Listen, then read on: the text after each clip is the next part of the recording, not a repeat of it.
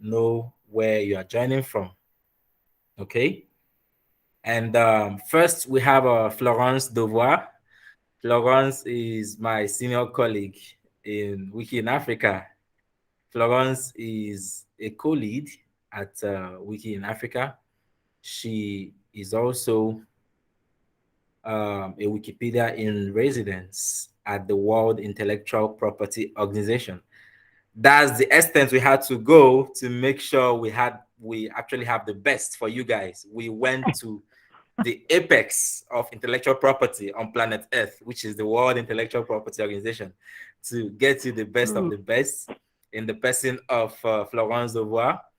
And please make welcome this wonderful person who, despite having all the reasons not to be here, if I would say, she still chose to grace us with her presence. Thank you, Florence, once again for being here. Please, you may proceed. All right. Well, welcome everyone, and welcome Wilson, who will be next to me, the other the big expert as well on Creative Commons licenses. So the reason why I'm not with you today is that I live in France, so I don't live in Nigeria. And as you can hear, I am primarily French speaking, not English speaking. So I will try my best, but if there are unclear elements, just do not hesitate to drop the question in the chat. I'm going to share my screen, and from experience, once it's shared, it's more complicated for me to see the chat, but let's say.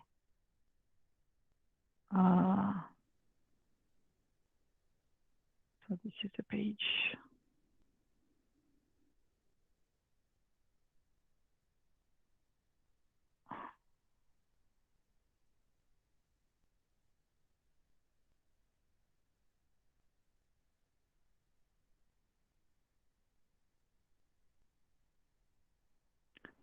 Okay.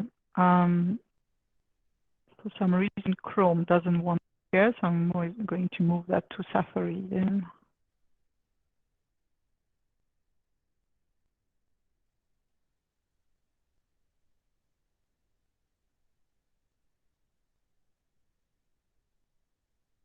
And while we wait for her to start sharing her screen, please do well to turn off your mic if you're not speaking, and turn off your camera if you don't want us to record, but be sure we are recording, and this will be going on the public domain license platform to be publicly accessible. And for those who missed the introduction, we have Florence Devoir from World Intellectual Property Organization with us to give us special tips and insider scoop, if I would say, on intellectual property.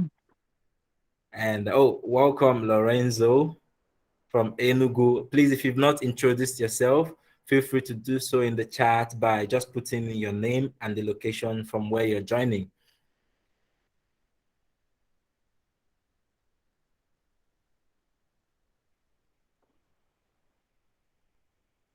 Somebody says San Lorenzo. Nice. And Florence, if you need help, I can share from my end for you too. It's otherwise if it does link in your I think the mic is breaking once again, Florence. Perhaps you might want to switch to the other audio.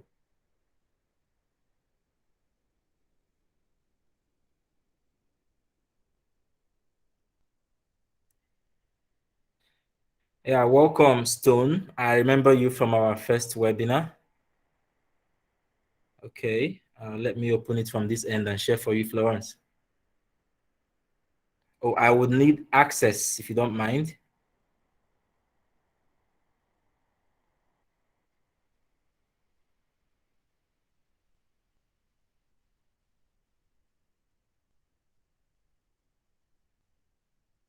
Yeah, it's open. So I'm projecting for you now, Florence.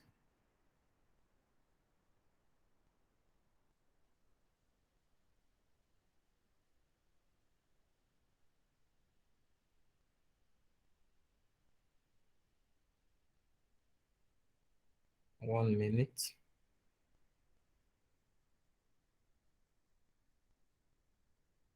If you can see my screen, say yes in the chat before Florence continues.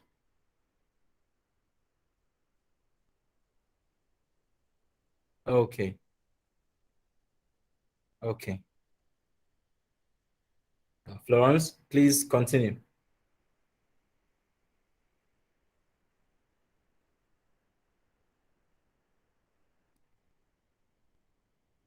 Florence, we can't hear you. Perhaps you can switch to the other microphone.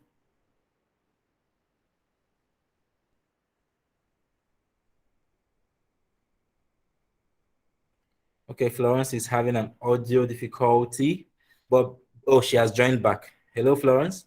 Yeah, I don't know what happened. I was Okay. not permitted to do anything anymore. Does that work? Oh, that's sad. How about now? Yeah, and I see the slides. Good? Okay. Okay, good. Yes, yes. So let's do it this way. Normally, if you review, if you manage to put in slideshow mode, it will be slightly easier. Inside what? Sorry. In slideshow mode, yeah, on the right. No. Here. Yeah, exactly. Perfect. Thank you. Thank you, Ceslaus. So here's what the thing is. I'm not only a Wikipedian in residence at WIPO. I have been involved in the Wikimedia community for now 20 years. Maybe you can put the second slide for that, please, Ceslaus. And I started with Ayla Hadofloat to organize Wiki Loves Africa. That was 8 years ago already. So we have 8 years of experience organizing a photographic contest to collect images related to Africa on Wikimedia Commons. And of course, along those 8 years of experience, we run into every single complexity, difficulty we could imagine. So one of the reasons why we started trying to discuss and explain intellectual property right was for me, for two reasons. The number one reason is we want photographers that participate to Commons contest or not contest to not run into copyright issues and get their images deleted, get in trouble with the community, and overall feel unwelcome. So it's interesting to understand a little bit more how copyright works so that to avoid running into this complexity situation. The second reason is I think it's very important for professionals and advanced amateurs to really be promoted. I mean, not see their work being just invisible, but also be presented as professional or as advanced amateurs on Wikimedia Commons, not to see their work completely being, collected by Commons and given without any type of feedback. So we invite participants to come to the contest, but it's very complicated. These figures try to represent what's going on Wikimedia when it comes to pictures. And I'll be honest with you, it is complicated. It is a complex area, and often when you have interactions with the other participants to Commons, often you will not understand what they are talking to you about. If they drop some messages and questions on your talk page, sometimes you will have no idea whatsoever what it is about. So that's one of the reasons why we decided to host this webinar already a year ago, to try to at least talk about some of the issues. And for that, I have prepared 12 points that I would like to discuss with you, to present to you today. And if there are any questions, since I'm not the one presenting, I can actually see very well the questions. So do not hesitate to jump in. So let's move on to the first important element. So please, next slide. Okay, the first point is we need to define exactly what is covered by copyright. Whatever, every work including buildings, sculpture, artwork, photograph, anything you produce. And that's not only true for images, but also true for audio or for graphics, chart, maps, and videos, of course. Every creative work you produce is covered by copyright. It doesn't matter how old you are, whether you're a male or female, the countries you're in, it doesn't matter. Every work you produce by default is covered by copyright. And the important words in the slide here are every. Every really means it doesn't matter. And the second one, which we will discuss more, is that it requires a degree of creativity. So if the work being done is just, super simple and did not somehow use your creativity, then it is not covered by copyright. But by default, most of the photographies you're likely to take when you go around in the city to take pictures will be covered by copyright. What does that mean? It means that when you publish the work, as long as the work is in your mind, it is not covered. But as soon as it is fixed in a tangible fashion, such as on a picture, then it is by default copyright. There is no need for any registration or whatever. It is copyrighted, period. And that means that everyone else, when you publish the work, has to ask you permission to do things with your work. They need to ask you permission to share the picture. They need to ask you permission to sell it. Obviously, they need permission to also modify it normally. So we all know very well that on the internet, it doesn't really always work that way, and that people do not really care. But often they don't care because they don't know how it works. But when you do go to Wikimedia Commons, they do care. So you need you can also be the ones explaining to others how it works. They do have to ask you permission, and this is true everywhere. Can you show me next slide, please? When you upload an image on Wikimedia Commons, you have to have an account. You have to create an account, and I suppose, and Cecil, correct me if that's wrong, but if you have already had some training sessions or editations with the Cecil, then you already have an account. If it's not the case, you will not be able to upload any image on Wikimedia Commons. When you upload to Wikimedia Commons, you have the opportunity to explain who you are on a user page. On this explanation, you don't necessarily have to reveal your real identity. You can very well go by a pseudonym, for example, or you can explain who you are. If you're a professional photographer, I really invite you to actually give information about you and to explain who you are and what your business is, because it's also a way to attribute the picture to the specific person. And most of the professional photographers on Wikimedia Commons, they do that. They give some explanation, typically a link to their website or to their portfolio, for example. And they even go beyond this. This is an example of a picture taken by a photographer I like very much, which is called Luc Viatour. And you may see that in his in the description of the image, he also put information about himself. So at least when people come and see this type of picture, they know who hosted it, who made it, and who they can contact if they want further information or if they want to do more business with this person. So it's something very important. To go back to this copywriting, the copyright is valid everywhere. And please show me next slide, Ceslaus. This copyright is valid everywhere for a certain duration of time. And what is the first trick is that the duration of this copyright is not the same depending on the countries. So that makes things complicated. And I realized this morning and didn't have the time to change it, but the duration of copyright is actually regularly changing depending on the decision of the countries. And this map is not fully updated, but I will tell you about Nigeria next.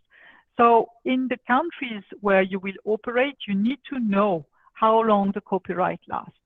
What it means that is as long as the work is copyrighted, people need to ask you permission to do things. Once the copyright is expired, after a certain duration of time, then people can more or less do whatever they want with your picture, more or less. It's not always so simple. Most countries on Earth have signed a convention, which is called the Berne Convention, Convention de Berne. And I don't know why I have an echo now. Oh. And the Convention of Berne is says that the duration of the copyright is 50 years, at least 50 years after the death of the author. So if the author dies this year, the image will be free of copyright in 50 years from now. Some countries did not sign the Berne Convention, so in those countries, the duration of the copyright is lesser, but most countries signed it. And many countries, most countries actually went beyond this time. And a frequent duration is 70 years after death. And that's the case in Nigeria. So in Nigeria, you're covered by copyright 70 years after your death, somehow. All right. There, I put a link for the access copyright rules by territory, because of course, all of you are probably in Nigeria, but if that's not the case, or if you're traveling, or if you're living for a while in another country, then you need to check what are the rules in your country, in particular if you want to use, of course, the content. That's the first thing. Second thing, next slide, please.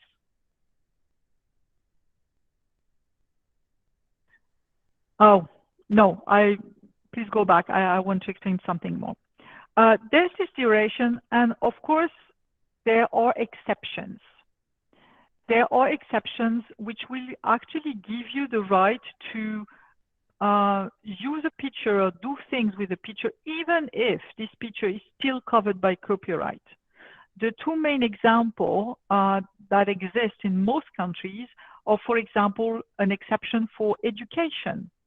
That is, even if a content is covered by copyright, there will be a certain degree of acceptance of use in the education system for training purpose. That's an example of an exception. Another example of an exception is for the press. For example, there are images that may not be used without permission by you, but journalists for media purpose, they can use it if they want to communicate about something happening in the country. So there are exceptions, but again, those exceptions, they are different in every country, and they may change over time. We will mention more in detail another exception, but it's complicated. So what is interesting is what has been done by Creative Commons. Next slide, please. I will not go very much in detail about Creative Commons, since Wilson will talk about that, but I would like to give you a brief overview of the situation. What Creative Commons organization, association, and network has done for the past 20 years is to create a set of licenses that comes on top of copyright. That's not in competition, that's not instead, that's completely legal, that is something, an additional layer to the regular copyright, where the creators, the authors, the photographers will actually specify what they authorize others to do with their jobs, with the works. So maybe they will decide, it's okay to use my picture any way you want. It's okay to sell it, for example, to use it for commercial reasons. So it is simply a way for the authors to say, okay, I'm aware there is a copyright and people need to ask me permission. I am deciding myself to give you permission in advance by default. So next slide, please. Wilson will go more into detail about all the licenses and what they exactly entail. Let me simply say that on Wikimedia Commons, only the top 3 of the licenses on the screen are actually allowed. There's the CC0, the CC BY, and CC BY SA. All the others are rejected from Wikimedia Commons. The reason we do that is that those licenses, which are in the dark green area, are licenses that allows a lot people to use the pictures, the photos.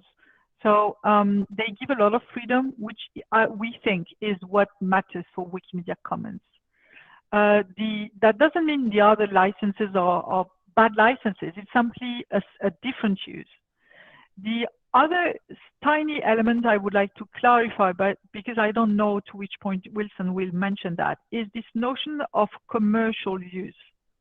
When you put an image on Wikimedia Commons, you effectively allow anyone to use your picture for commercial reasons. They can do anything with it. If you don't want to have anything being done commercially with your picture, then you cannot publish on Commons. You need to put your picture under a NC license. But that doesn't mean NC license doesn't mean that they cannot do absolutely any type of sale or money with it. They can actually sell your picture, but that shouldn't be the primary goal of what they are doing with the picture. So there are a tiny level here that could be further discussed. Please show me the next slide. Oh, there are several slides that you actually need to skip because I want Wilson to be able to discuss them further. So you can go straight to slide. Stop here. No, just above the threshold of originality.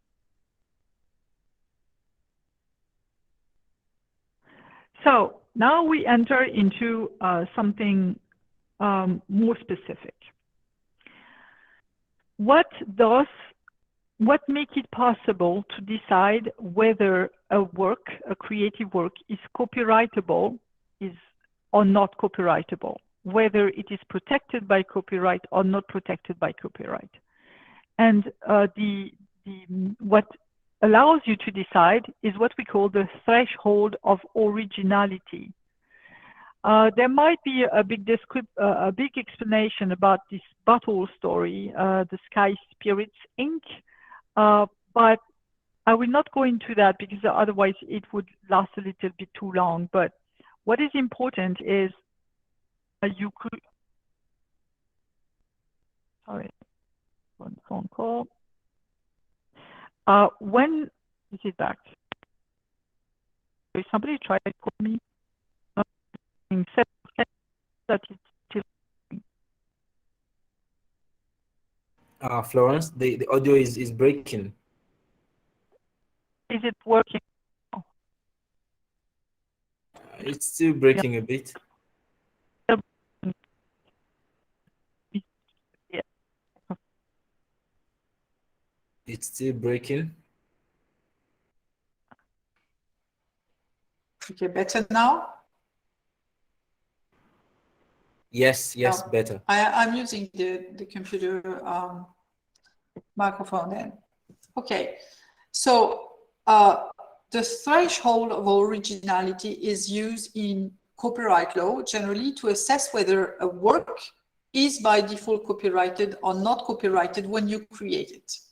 And this is an absolutely essential thing to understand when you want to publish something on Commons. There are many cases where we actually wonder whether something produced is protected or not protected.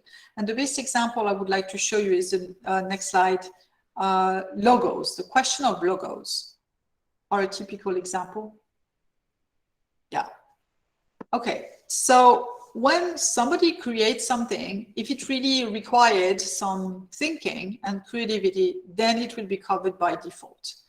But of course, there is a sort of a fine line when something is it something creative enough or not creative enough to be considered copyrighted?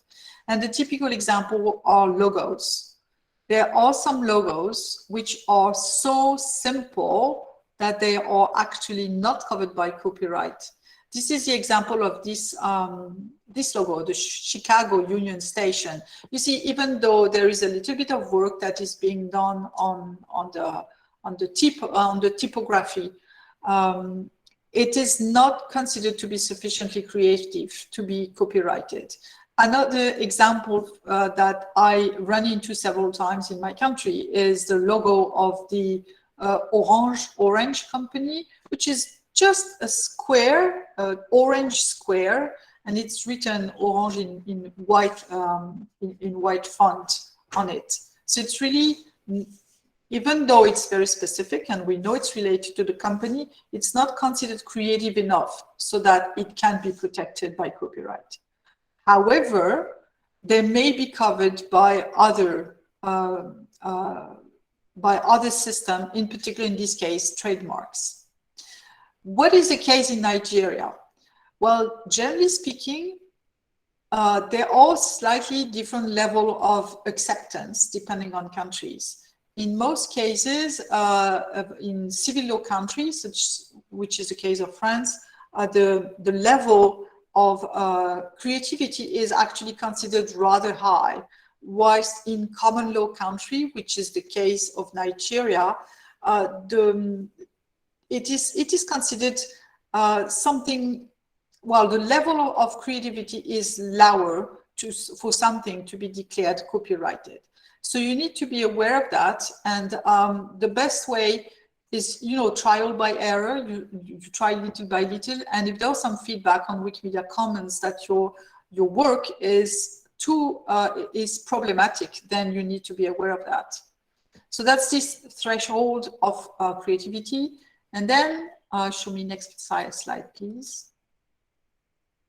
The big exception that you need to be aware of as participants to Wikimedia Commons is what we call freedom of panorama. In most countries, all the paintings, the sculpture, the architecture that are visible in the public space may be protected by rights from the creator. This is typically the case for a building, for example, or a bridge, or any type of a sculpture in front of a building. There will be a protection by default because this was a copyrighted work. But those elements are in the public space. And if you're a photographer who wants to go outside and take pictures for Wikimedia Commons, Sir Bob, you have a question. I see you have your hand up. So if you have the question, please speak up or drop it in the message area. Yeah, please just drop it in the chat. I will have it ready for her to address.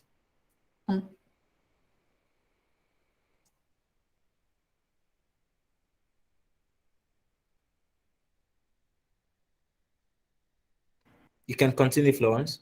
Okay, so if you're a photographer that go out on the photo walk to take pictures, you will be confronted by default to this situation where in the surroundings around you, you will have copyrighted elements that are in the public space. There is an exception in some countries that is called the freedom of panorama. And this exception allows you to take pictures of work, even though they are created, as long as they are in the public space.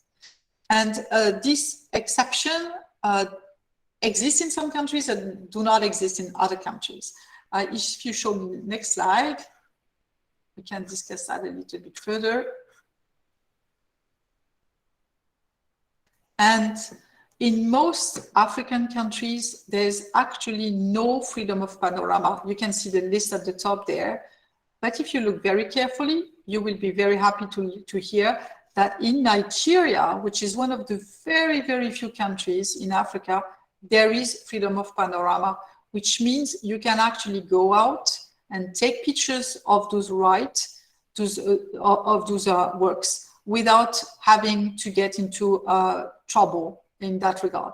However, if you travel a little bit around, move out of Nigeria and take pictures in the other nearby countries, then you might run into a situation where it is actually not allowed to take pictures of these elements which are in the public space. So again, Nigeria is fine, but if you travel around, be aware of that situation, which is called freedom of panorama or lack thereof.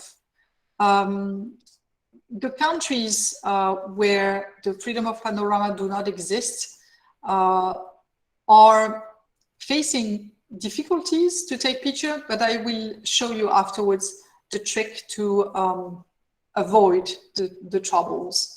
And just for the record, it is the case in France. We do not have freedom of panorama in our country. So you are the lucky ones for this. Please move to the next slide. So here's one of the most interesting elements when it comes to participation to Wikimedia Commons. This is something, a concept, which is called de minimis. And de minimis is used to describe the accessory use of copyrighted way in such a way that permission from the copyright holders is not required. If you move to next slide, I will give you an example of a typical example of use of de minimis. The example that is being given here is a picture taken in a plane. And as you may see, this is a very general picture where you see the entirety of the inside of the plane. But you also see the screens that are in the seats of the plane. And the screens, of course, contain information that is probably copyrighted. Maybe it's a movie that is being displayed during the flight. So some might argue that you cannot publish this picture, which is protected because there are the screens over there. But if you look very carefully, the screens are only a minor element in the picture, and they are not the primary goal of why the picture was taken. So in this case, even though the image contains some small copyrighted elements, we can claim that it's fine to go on Wikimedia Commons. It can be your own work because we can say it's de minimis. That's an example, but if you go to the next slide, I will show you another example, which is typically what we do in France. The view there is the next slide. Yeah, here. The surrounding the big buildings are the Louvre, which is a museum, which is very old. So it's completely public domain. There's no problem in that regards. But a few years ago, there was this construction done just in the middle, which is the pyramid of the Louvre. And this work, obviously, is very recent, so it's protected. So we don't have the right to take a picture of these elements and to display it on Wikimedia Commons. However, in this case, because we don't have freedom of panorama in France, however, in this case, we can actually do it because we can claim that the pyramid is not the primary element in this picture, and that the real reason why we took this picture is because we wanted a full overview of the Louvre Museum. So using this de minimis rule is perfect for photo walks, for example, because when you go in the street and you take pictures, most of the time you will have elements in your picture which is copyrighted. Typically, if you take a picture of the street, there might be some advertisement signs, posters in the street, which are copyrighted. But as long as they're in a corner, not too obvious, then it is fine. I often take the example of an event I organized a few years in the past in my city, where we had the weird idea to display our books, the reference, the sources books on a table, just because we were proud to show that we had many sources. And then we took a picture of the table with all the books on there. And we published that picture on Wikimedia Commons. And that picture got deleted because the main focus of the picture were the books, and the books were copyrighted. So the book's cover were copyrighted. So we were not allowed to do that. If we had taken a slightly more wide angle picture with only the table being in a corner and the books there being just an element of the picture, it would have been fine. So often it's something to keep in mind when you go out and you take pictures to make sure that you don't run into such a problem. Next slide, please. It's just a summary to outline that in those countries with no freedom of panorama, then de minimis is, you know, a way you can go around this absence of freedom of panorama, because, yeah, you can always take the picture from a different angle, including more buildings, including other things that make the picture be okay. Okay, next slide, please. So of course, so far we have mentioned only the situation of the copyright, which is simply the protection for creative works. But there are many other rights that exist and that might limit your ability to take pictures. For example, there might be trademarks.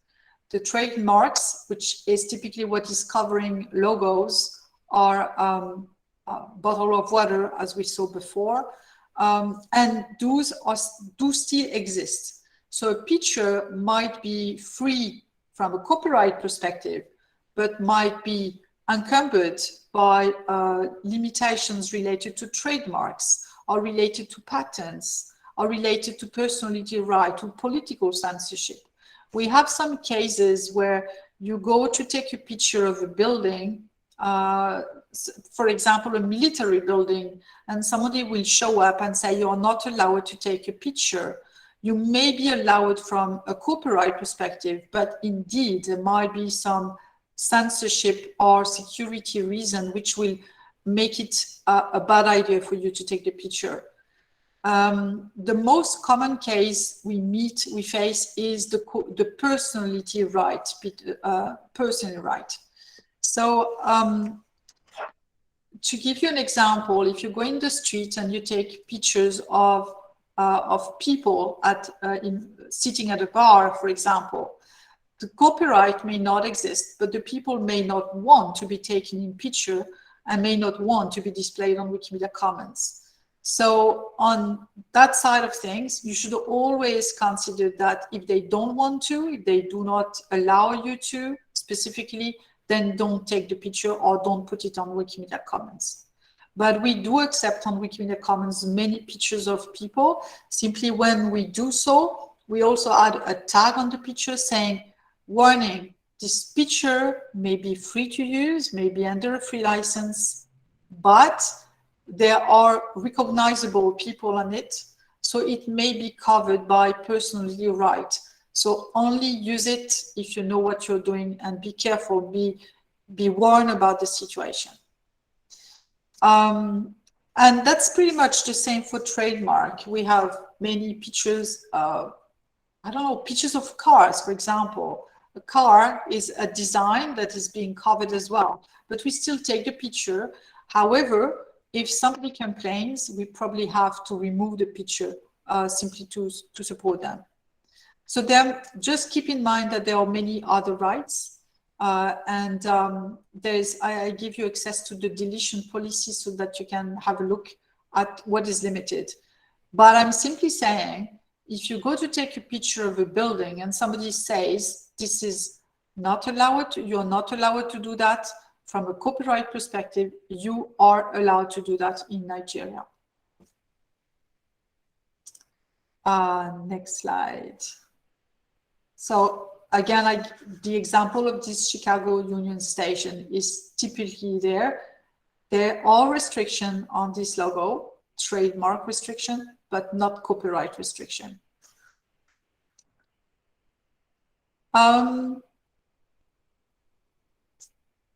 And then please, you go to the big question, the watermarks. The next one. Watermark. Watermark are a constant problem on Wikimedia Commons, in particular because many professional photographers, they would want to put watermark, visible watermark on their pictures. So first be aware, if you're a participant to the Wiki Loves Africa contest, we will not select watermarked pictures as winners. This is just excluded from the rules of the contest. So if you really want to put your watermarks there, be aware that we will not select your picture in any cases. But more generally, what are the rules with regards to the use of watermarks on commons? It is not completely forbidden. It is simply super strongly discouraged.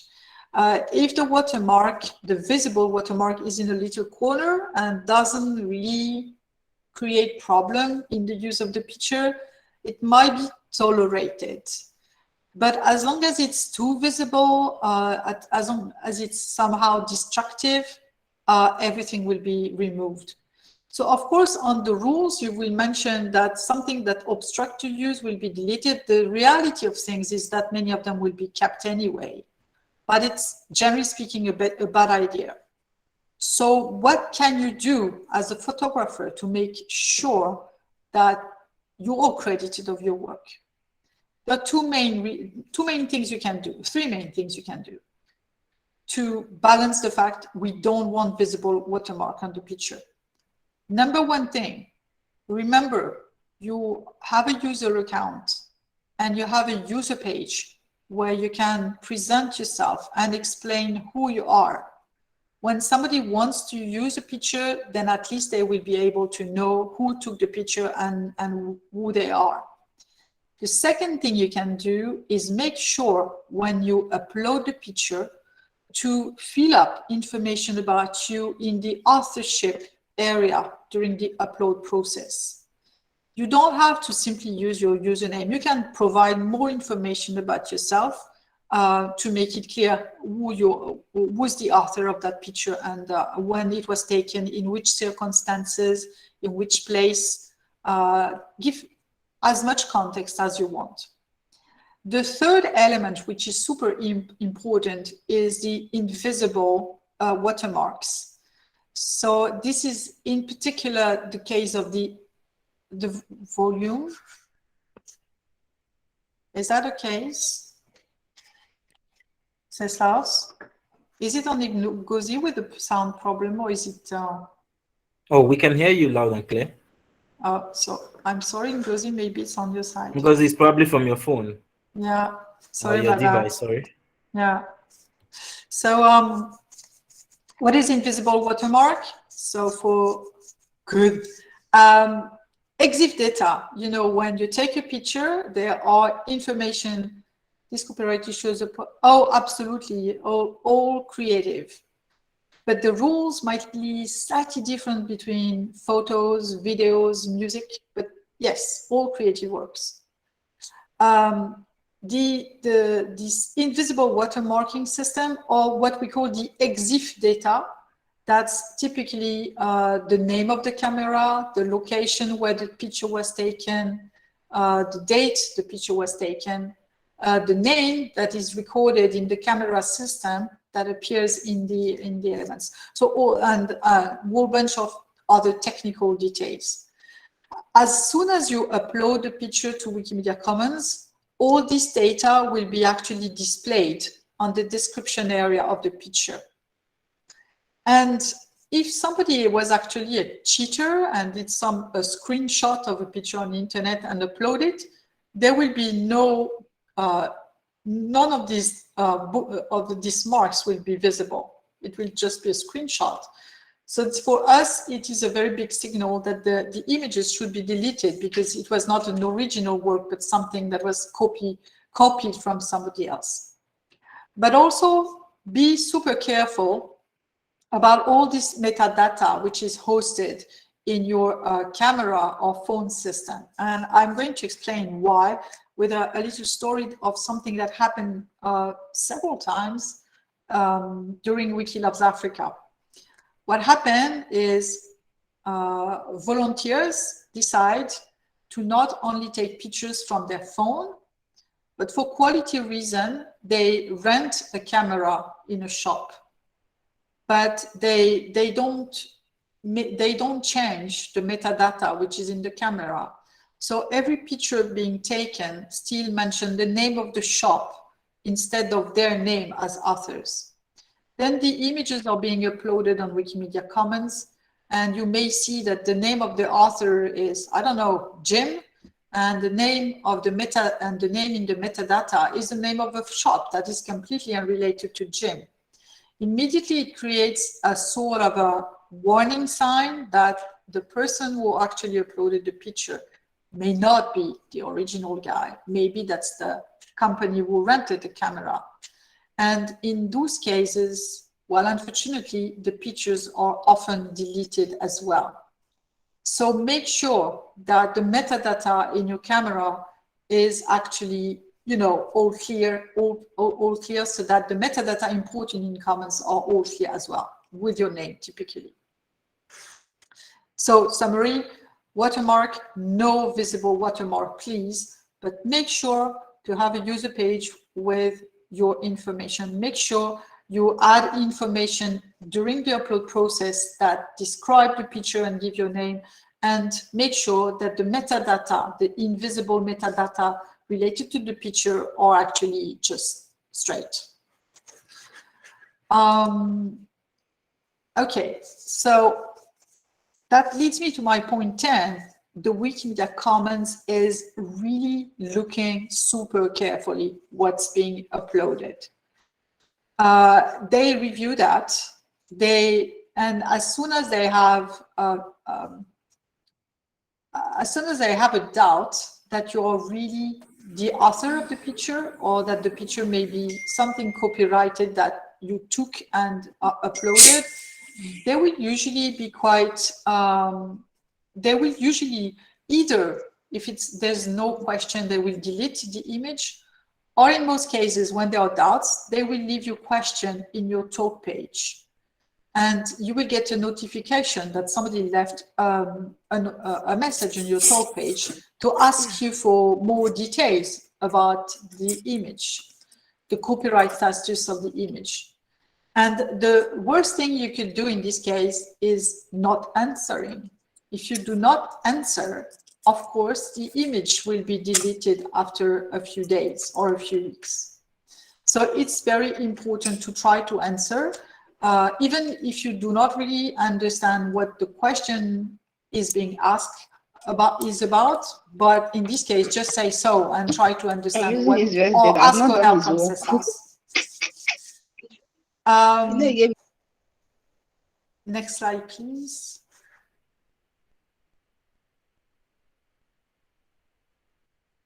So yeah, speedy deletion, or please make sure to answer on your talk page. As part of the Wiki Loves Africa contest, we try to help. So if you have questions and something is unclear, there was a question being left on your talk page and you have no idea what they're asking about, ask CESLAUS or ask other Wiki Loves Africa organizer, and somebody will be happy to help on this. We try to follow what's going on and to track situation, but yeah, it's better to tell us in case. Next slide, please. Here we come to the point 11, which was formerly called OTRS, but is now called differently. So you might find some information in both cases. This is what happens. When you upload an image to Wikimedia Commons, in most cases, nobody will ask you any further information. We will trust you when you say, this image is under this license and I am the author. In most cases, everything will go fine. However, there are some cases where things will not always work so well.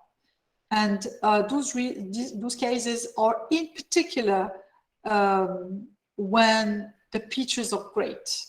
If the pictures are really, really, really nice, of course, there will be always a certain degree of suspicion that the image was stolen somewhere, because yeah, what a great picture. In those cases, you might be asked to actually confirm that you are the author of the image. And there will be a request for you to follow what we call a permission system. And essentially, the permission system is a situation where you will send an email with a template text that essentially says, yes, I confirm that I am person blah, blah, blah, and I confirm that I am the author of this image, and yes, I confirm that I put this image under this license. There are templates for this image, so don't worry, you don't have to try to imagine this. There are templates. There's even a sort of permission generator, a system that helps you to do that. Once this permission is being recorded, you have to send it from an email that is as professional as possible. So it's better if you send it, for example, if you work for a company, it's better to send an email that is your name at your company name, is better than a completely weird email being registered at Gmail. It helps. That's in particular true, for example, if you work for a photographer association, or if you work for a photography company, or for a museum, or for a school, or a governmental agency, a more professional email will always be looked at with more trust than a random email address. Then you send the message. The message is received by a team of volunteers, which we call the Volunteer Response Team, VRT, and the email will be stored in a database. And once it's stored in the database, there will be a little element that will be displayed on your image to say, yes, this image was reviewed, and we confirmed that it is okay, that the copyright status of this image is probably okay. So this is what is called as a VRTS process, or formally OTRS process.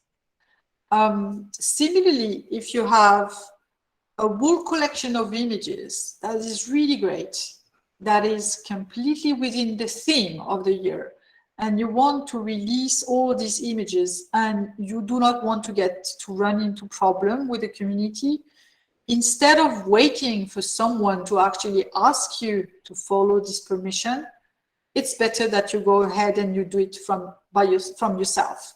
So you're safe. But this is not something that is required by default in any way.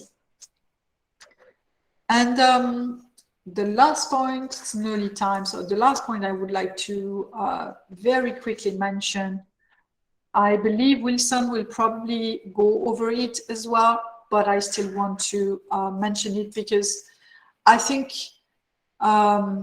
this is something very important, both as user of images and as creator of images, to explain people around you how it works, and in particular how you should be credited for your work. So I took here the example of a picture that was produced a couple of years ago, and how is it best to, if you're reusing this picture outside of Wikimedia Commons, on your blog or on your newsletter or on your website, whatever, try to respect what we call the TASL method. T goes for title of the image. A goes for the name of the author of the image. S goes for the source, that may be Wikimedia Commons, that may be your website, that may be Flickr, whatever. And L goes by the license of the image. And this is what is actually required from Wikimedia Commons, from Creative Commons, to attribute an image that you are using. But think of you as photographers, of people reusing your own pictures. This is what you should request from them when they reuse it. And often the images produced by photographers are reused, for example, in the press, in the media, or they're reused by other people on their blogs or on their website. And if you find out that you are not properly attributed, this is what you should ask for: the title, the author name, the source, and the name of the license. is mandatory, is what you should be asking for. So it's very important because this actually allows readers to exactly know what they are allowed to do with the picture, and it respects the copyright of the people as well. And on that topic, I wanted to mention that it is possible for you to distribute pictures without any right attached, or what we call public domain in the United States. And if you do it through Creative Commons, that's the CC0. And normally it means you can do anything you want with my picture. But even though you say that, it's always a good idea and always very descriptive to respect this title, author's, source, and in this case, for example, public domain. So this is something just to keep in mind, and as photographers to request that people actually do respect for your own rights. So yeah, it was a bit quick, but I hope it provided some pointers of things to keep in mind, in particular de minimis, how to attribute pictures, the importance for you to create a user page and to give good description of your images, the importance of making sure that the EXIF metadata in your cameras of setup before you go out and take pictures are all important elements to keep in mind. Thank you. And are there any questions, please? Thank you, Florence, for that awesome presentation. Guys, you can say thank you, Florence, in the comment section, or thank you, Flo, like we fondly call her. Flo is my short name. Yeah, so if you have any question, you can drop in the comment section. And just to give a rundown to those of us who missed the first webinar, we did the ABC, Introduction to Wikipedia. And like most of you know already, we at Wiki Loves Africa, we're partnering with Atmosphere and Campus Photo Fest to get creatives. This year, creatives, I mean photographers, videographers, even audio makers, because the theme for Wiki Loves Africa this year is home and habitat. So if you can come up with photos, images, illustrations even are welcome. If you're an artist and you can draw something around that, and you can maybe make a video clip around that. There are even prize categories for best video quality. So you are all welcome to participate. We have a Telegram group where we carry everybody along. I will just drop that in the chat in case you are not there yet. That's the Telegram group. Make sure you join us so you don't miss out on anything. And before we take questions, please, if you have any question at all, you can just drop it in the chat. I would like to let you know that we'll be taking attendance of those who are here till the end. I will share the link for the attendance in the end to help us keep track of who was here, and also find a way to compensate for the data you are using to attend this somehow. So thank you very much. As you ask your questions, I will just give maybe 2 minutes for us to receive questions. If there are no questions, we'll move on to Wilson, who will be dishing us a portion or two on Creative Commons licenses.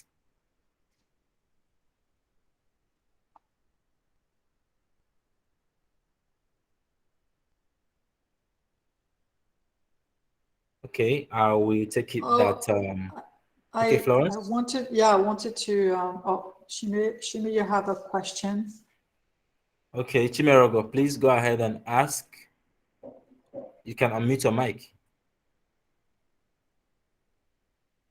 Oh, okay. Hi everyone. Sorry, can you hear me? Yes, Yep. we can hear you. Okay, hi everybody. Merci Florence. Sorry, I don't know if I said that well, but thank you very much for this wonderful session. It was really, really insightful. Thank you very much. So we hit more on photographers. So what of other forms of visuals? Let's say graphics. I saw when you talked about logo. So how about audio artists, that's music producers as well? Like how do they tap into the Creative Commons licensing as well? So Creative Commons, well, Wilson will say probably more on that, but Creative Commons license can create all those different works. It covers also maps, it covers also graphics, 2Ds, 3Ds are complicated, audios as well. So they're on Wikimedia Commons. Similarly, we have some license restrictions. For example, for videos, you can use WebM. And from the main page of Wikimedia Commons, in case you have access to tools that allows you to transform format of these elements. One of the things I wanted to make sure to mention is that for maps, we have a whole bunch of template maps on Wikimedia Commons that can be reused. Template maps which are public domain, which can be reused to put your own information on top to display, so you don't have to work on recreating the background map all the time. As part of this year contest, Home and Habitat, I also would strongly suggest that drawings is also an option, such as, the drawings are being done in architecture, for example, to represent the way the buildings are being allocated, space allocated.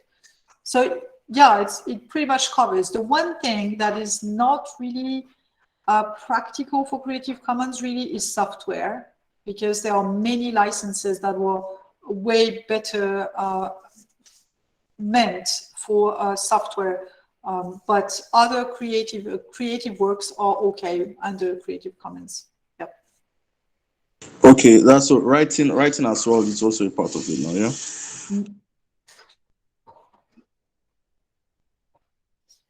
Any other question? Yeah. Okay, yeah, I'm sorry, one more question. So the TASM method, the title, author, source. So the source, I don't really get that source part. So what's the source like really meant to be? Yeah. Okay, yeah. So absolutely. Well, you have to keep in mind the goal of the TASL. The goal is for someone to see a picture and be sure of what they are currently looking at, and not feel led in the direction of thinking it is a picture taken, for example, in a specific area, whilst it was taken entirely somewhere else. So what the and I agree, it's the most difficult element of the four to actually fill up. So in the case of reuse of images on Wikimedia Commons, that would typically be written Wikimedia Commons, and in an ideal way, a link to the place where the picture is registered. So that would be Wikimedia Commons with URL. If the picture was on Flickr, it would be pretty much the same thing. We would mention this image is from Flickr, and there would be the URL to that place. But if the picture was in a book, then the source would be the name of the book and maybe the ISBN of the book. If it were on the website of media, it would be the name of the media and ideally a way to go back to the information. So if there is no URL, that could be, if it's let's say a radio station, it would be the name of the radio station, maybe the date and the hour it was actually published, provided, broadcasted. So it's really a mean for people to understand where this information comes from. So you do it the best you can, because typically the other elements, title, author, license, is simple. The source is the trickiest one, but it's essentially providing any means for people to go back to, where does that come from, right? Where does that come from? Okay, well, thank you very, very much. Sorry, I have one more question because I'm a little bit curious. Sure. Yeah, so in a lot of places I see warnings or disclaimers. They say stuff like no illegal redistribution or copyright infringement of some works. Let's say a picture, for instance. So what is the penalty for people who actually falter, or people who go against this, like people who don't actually use it the right way they're supposed to? Do I sue anybody for using my work illegally, or redistributing it and stuff like that? What's the penalty? That's a good question. And yeah, here the problem is that you run into the legal system of every country. It's related to the country. So the first thing when you meet the problem, when you encounter the problem, is of course to talk to the person and report the situation and say, hey, here you're illegally using my stuff and you didn't ask me permission. And so what do you intend to do with that? And in many cases, that might be a complete oversight because people have no idea how things work. And in many cases, thank God, they will actually either remove entirely the picture, or they will accept to respect following at least the credit properly. And that's in particular true for the credit. This is something we are doing all the time with the press. The press is reusing Wikimedia Commons images a lot. And the first few years, I mean, honestly, the credit was so bad. It was terrible for photographers. Either they did not mention the name, or did not mention the title, or they didn't mention it was coming from Wikimedia Commons. So what we did is that we literally spent thousands of hours calling or writing the media and saying, hey, you took that picture from me, that's from Wikimedia Commons, you are allowed to use it, but you did not respect the credit that you need to respect, because this is an obligation from the license, the Creative Commons license. So when you explain them that, and when you tell them exactly what they should be putting, in most cases, they are happy to do that and to really follow your guidelines. So that's important to know and be able to tell them, here's what you should actually write under my picture. Of course, then there are all the cheaters and the one who abuse the copyright, who do not respect your rights. And those ones, the only solution, if they don't agree to follow, is court, is going to court.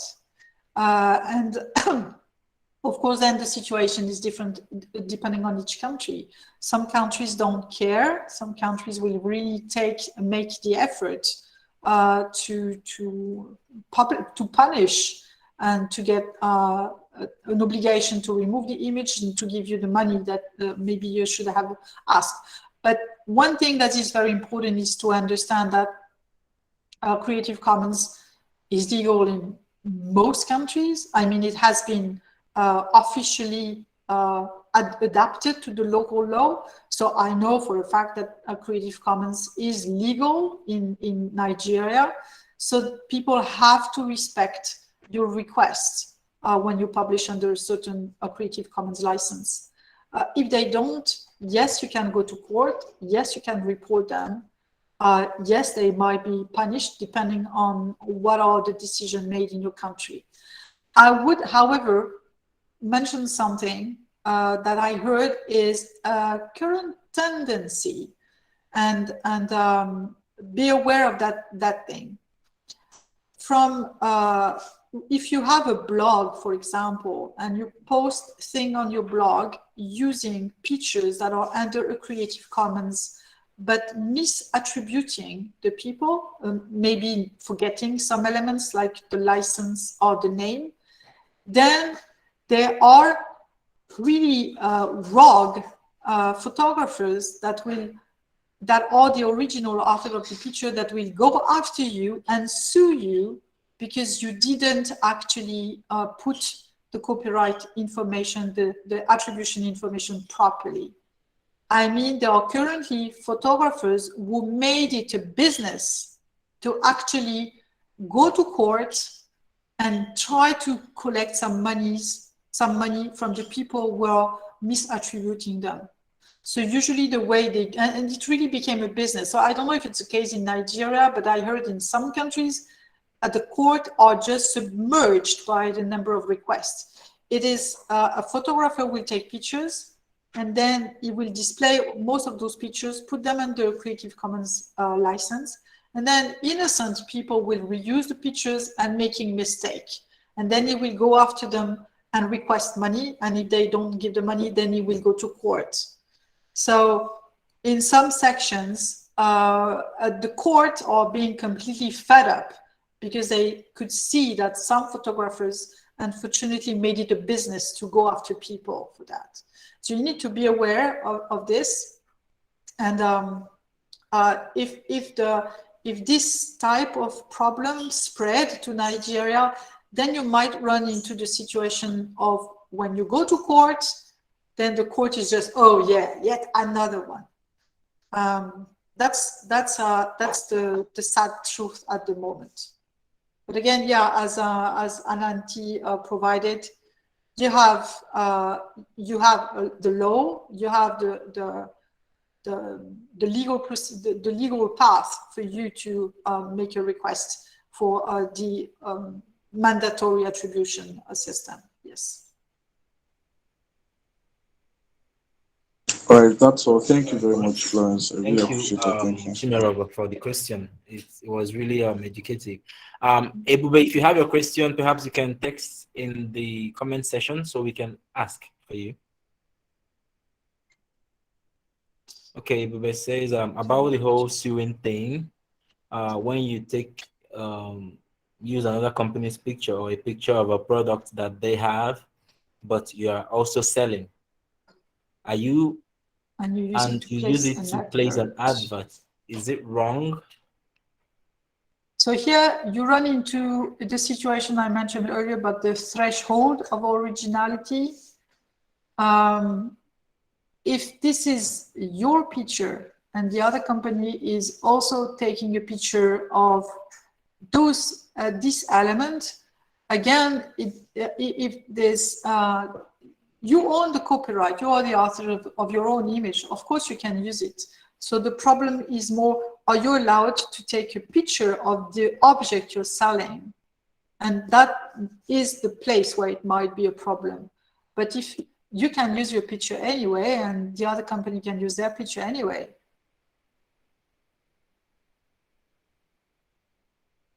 Okay, thank you, Florence. Here, if you take the image of another company and try to sell the thing, you might more run into the problem not of your picture, but the problem of the picture of the object you're selling. Hello. All right. Okay. Ngozi, go yes. ahead. Yeah, good afternoon, and thank you for the insight. My question is, a picture, that is, I am the person in the picture, but a photographer took the picture. Do I own the copyright of that picture? Is the picture mine? Did you understand what I say? No, I'm not sure. Ceslos, can you rephrase? Okay, yes. So she's asking if perhaps a photographer takes a picture of her, who has the copyright to the picture? Oh, that's the photographer. Or the photographer.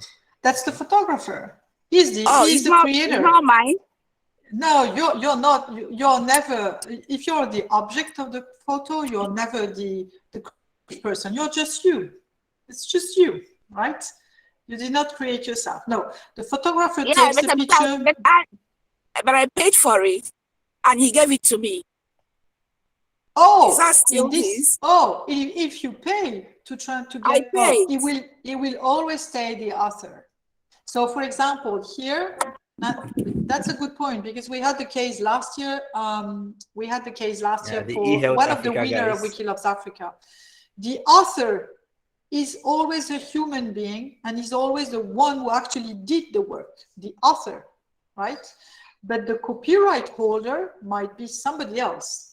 If you bought the picture, if you're the boss of a company and this person is your employee, depending on the country, you might be the copyright holder. In the United States, for example, the company is the copyright holder, even though the staff person took the picture. but the author name will always be the person who took the picture. Last year we had the case, we had one of our winner was a photographer who took a shot for a company working in healthcare. And we had not realized that when we gave the prize. In this case, we actually, of course, discussed with the author and with the owner of the copyright, and they managed their case. And I don't know how they dealt with the prize money in the end, but when we celebrated that, we said the author was the photograph, and it was a commission work from the company blah blah.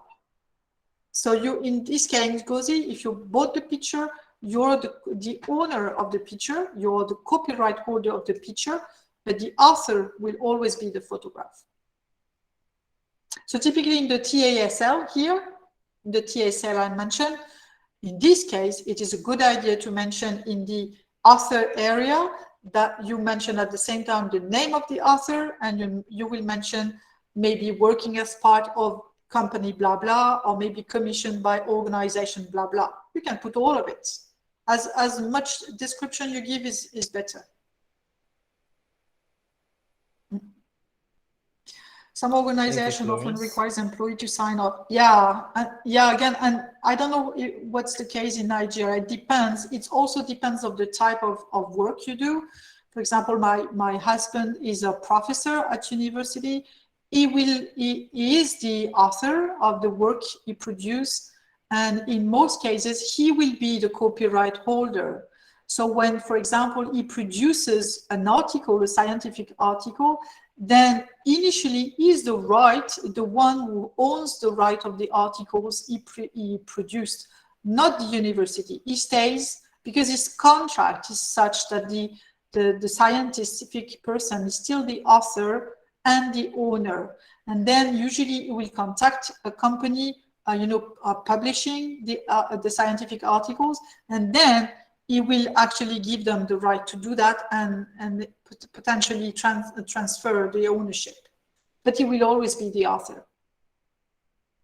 Yep.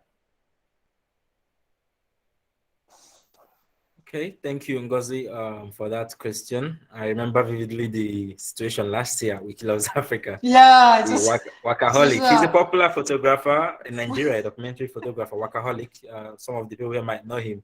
It was interesting because he was under the contract with eHealth Africa, Nigeria branch.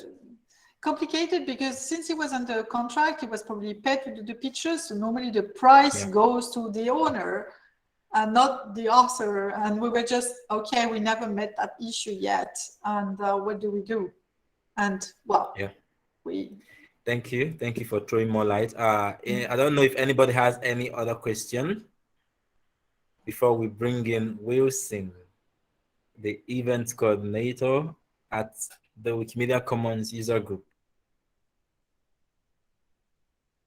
Okay, in the absence of further questions, please make welcome. And thank you, Florence. Really, I am personally amazed and blown away by the level of knowledge you've shared with us today. In fact, there are things I just heard for the first time here. And we've worked together for quite some time. I've never heard them. So this is really interesting. And thank you, Florence. We really appreciate you for your time. Thank you. Thank you. I'm sure you will hear and learn even more with Wilson now on top of that. Surely we're hoping for that. Hello, Wilson. So bye-bye, everyone. I will let you go, and really good luck, and thank you for being interested in those matters, and hopefully to participate to Wikiloves Africa as well, and help improve the coverage of your country. It's really great. So thank you very much. Thank you, Florence. Thank you. Bye. Bye-bye. Welcome, Wilson. As part of our Wikiloves Africa journey with Campus Photo Fest, we have gone out of our way to drag in somebody who is an active and integral member of Wikimedia Commons. You might have heard Creative Commons earlier. These guys, they are also, of course, integral part of or the publishing that happens under the Wikimedia Commons. And let me mention that the Wikimedia Commons, it's a repository for media files, be it image, video, illustration, audios, whatever you have that is a media file. Welcome, Wilson. Please, you may proceed. Hi, everyone. Thank you very much, Sustus. So I think, can you hear me? Yes, we can hear you, Wilson. Okay, so I'm just going to say that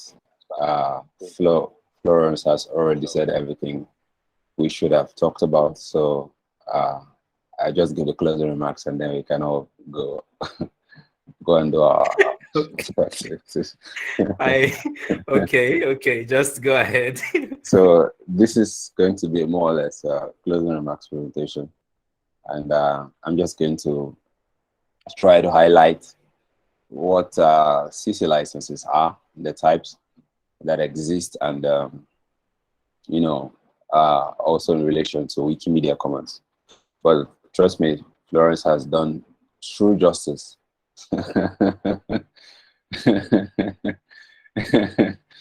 Okay, she's saying on the comment section that she didn't explain the licenses. Yes, just that. But I mean, the entire submission was very comprehensive, and thank you so much, Florence. It was an exciting time with you. Thank you very much. Yeah. So my name is Wilson.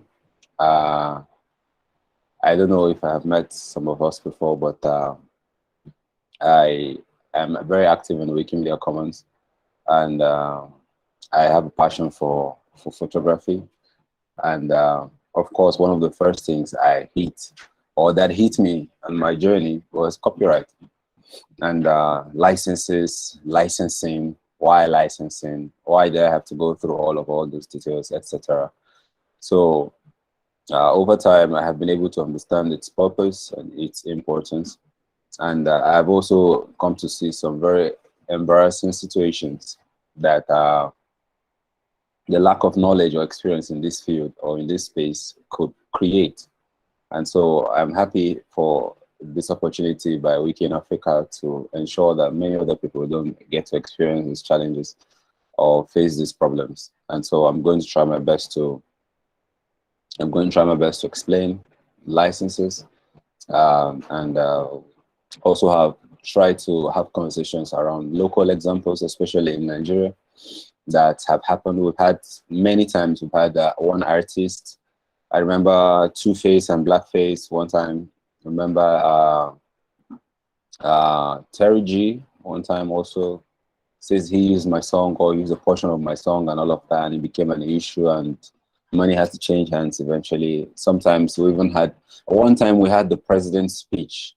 The speech of the president was plagiarized by, I can't remember all the details. Maybe Cecilus will help me remember that information. But it can be, the bottom line is that it can be really embarrassing, aside the fact that it could also be very expensive to infringe on copyright. And whatever thing you can do to prevent that, it's a big plus.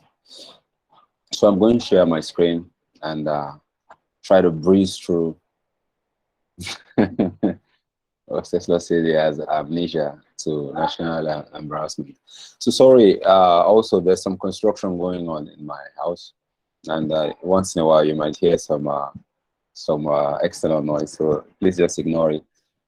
Today's Saturday and it's like the only free day that they could do this stuff.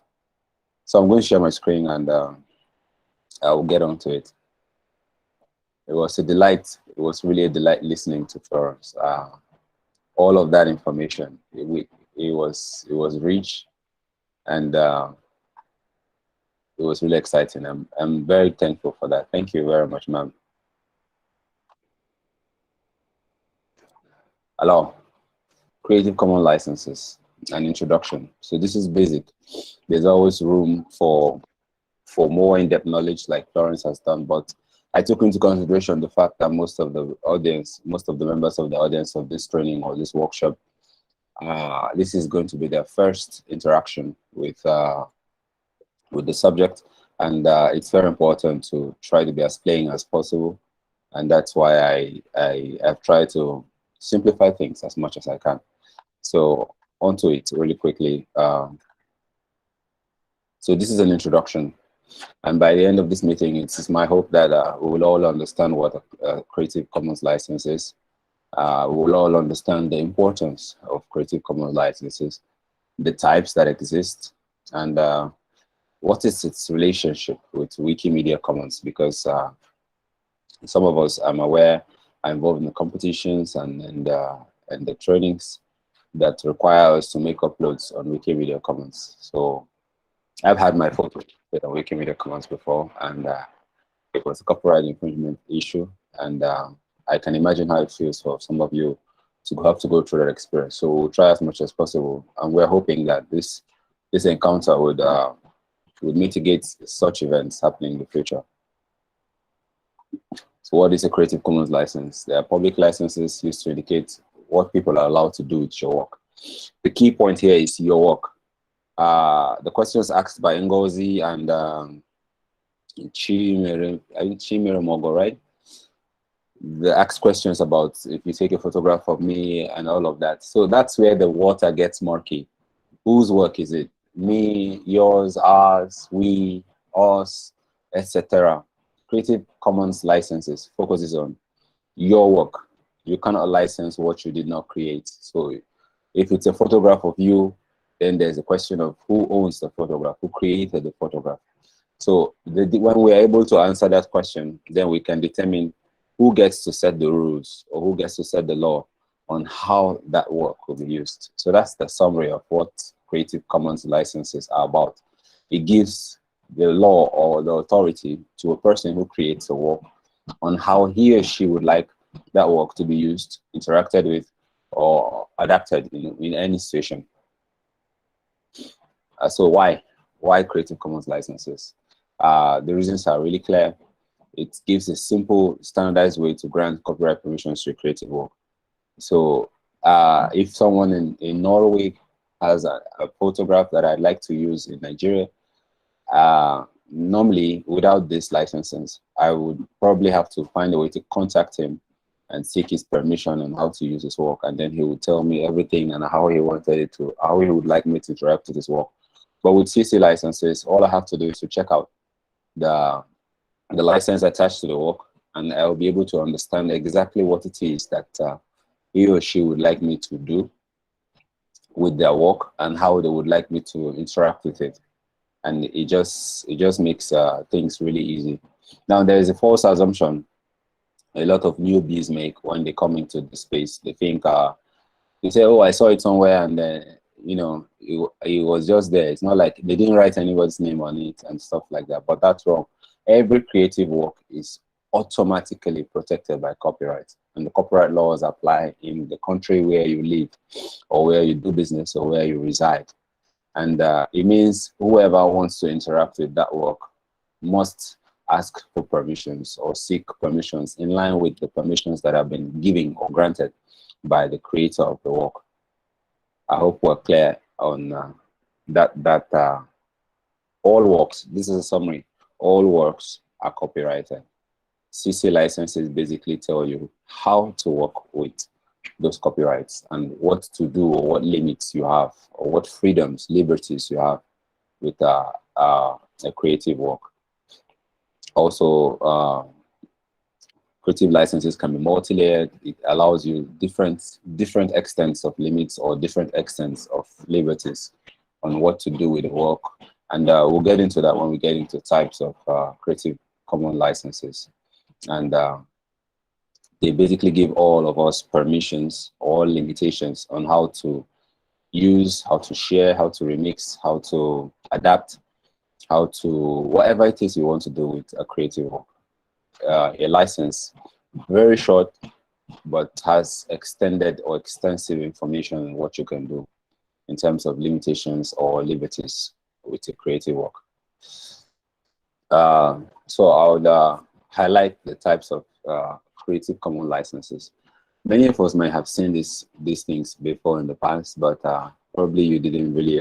If you have uploaded a photo on Wikimedia Commons, you've probably seen something like this.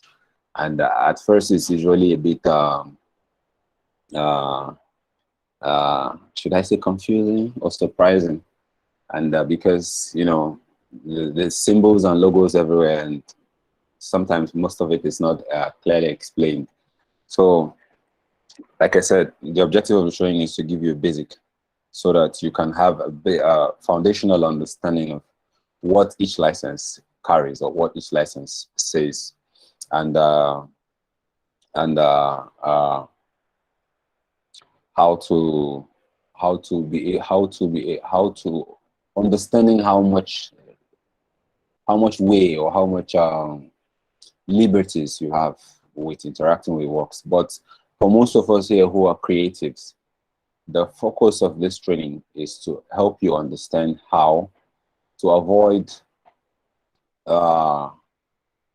either a situation of giving too much permissions in a way that it doesn't benefit you, or giving too little restrictions in a way that it affects the accessibility of your work, giving too much restrictions in a way that affects the accessibility of your work, or the possibility of useful derivatives that could, you know, somewhat further a cause of knowledge or a cause individually, depending on what your objective for creating is.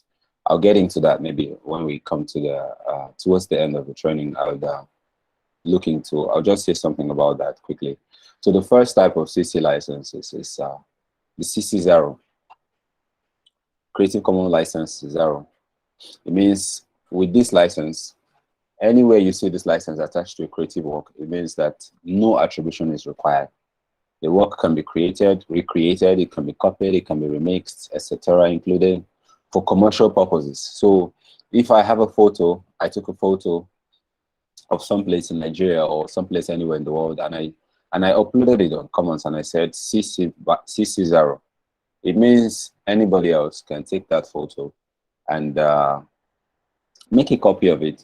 They could even print it on a banner and use it for an advert and make money off it. They could do whatever they wanted with it, and they wouldn't be breaking any law, because I, the creator of the photo, gave them permission to do what they're doing. So they have no liabilities whatsoever. They have no responsibilities whatsoever to me as the creator of the photo.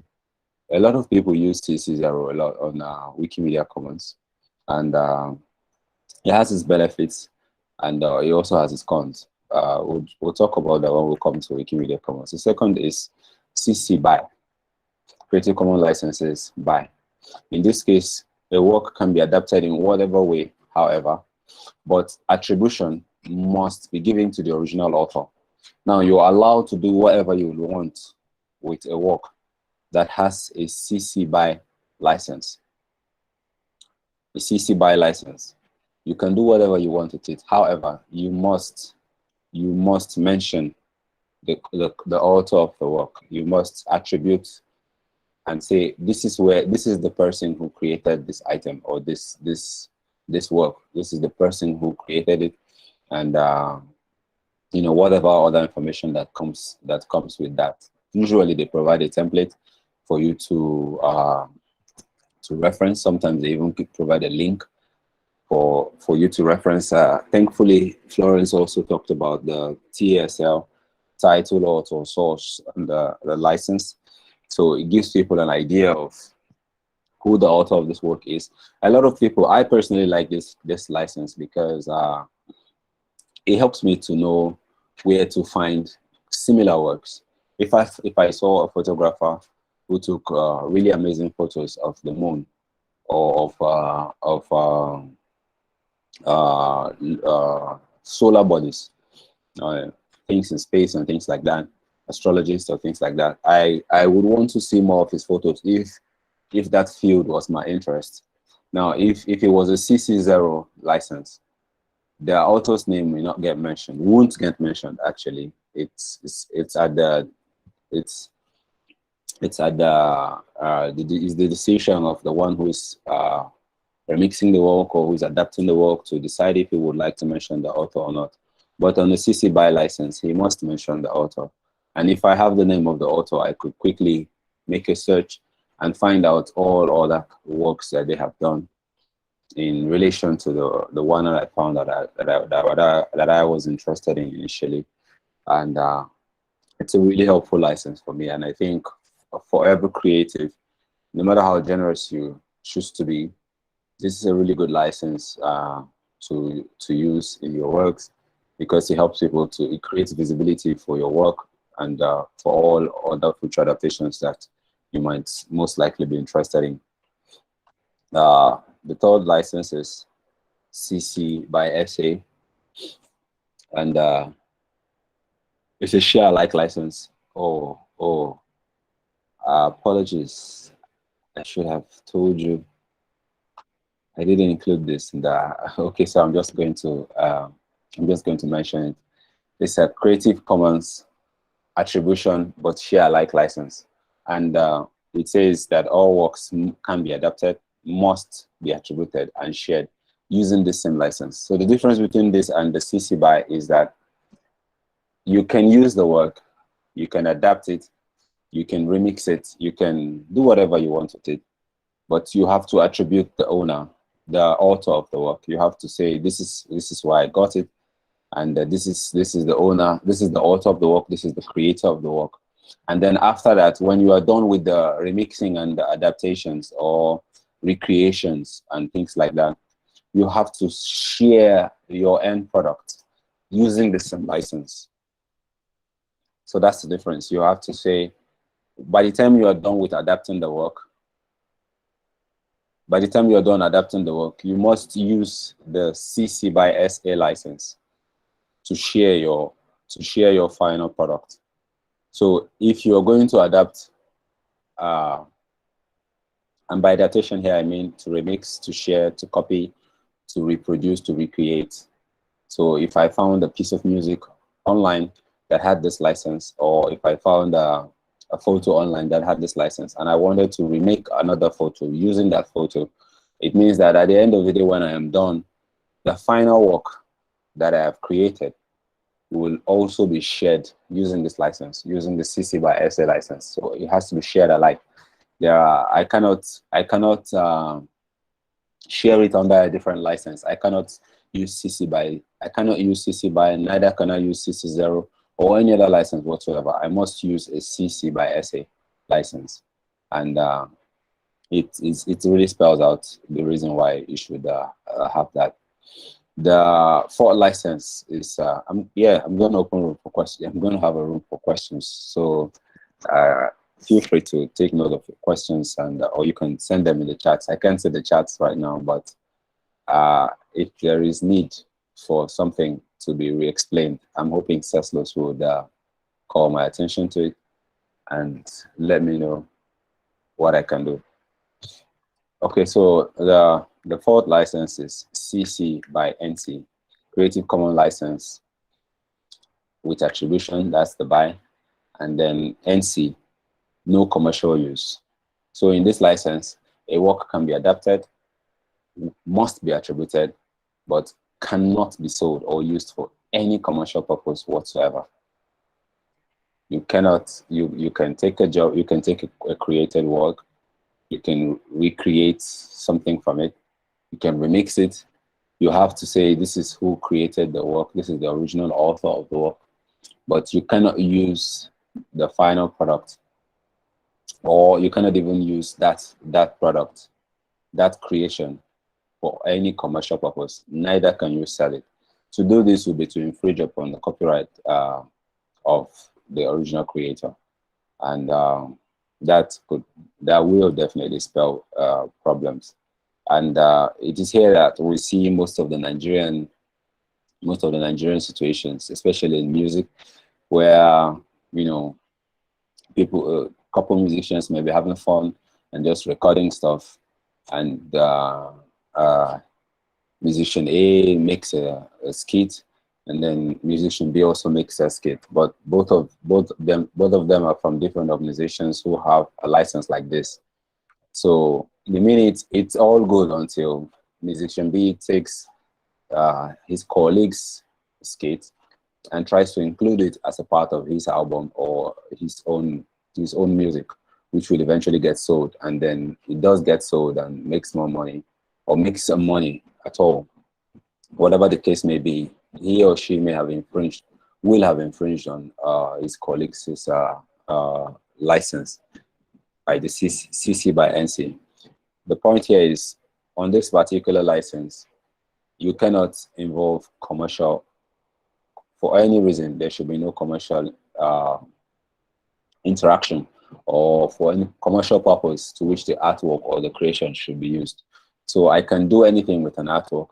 I must attribute the artwork to the original creator, but I cannot in any way sell or use it for any commercial purpose.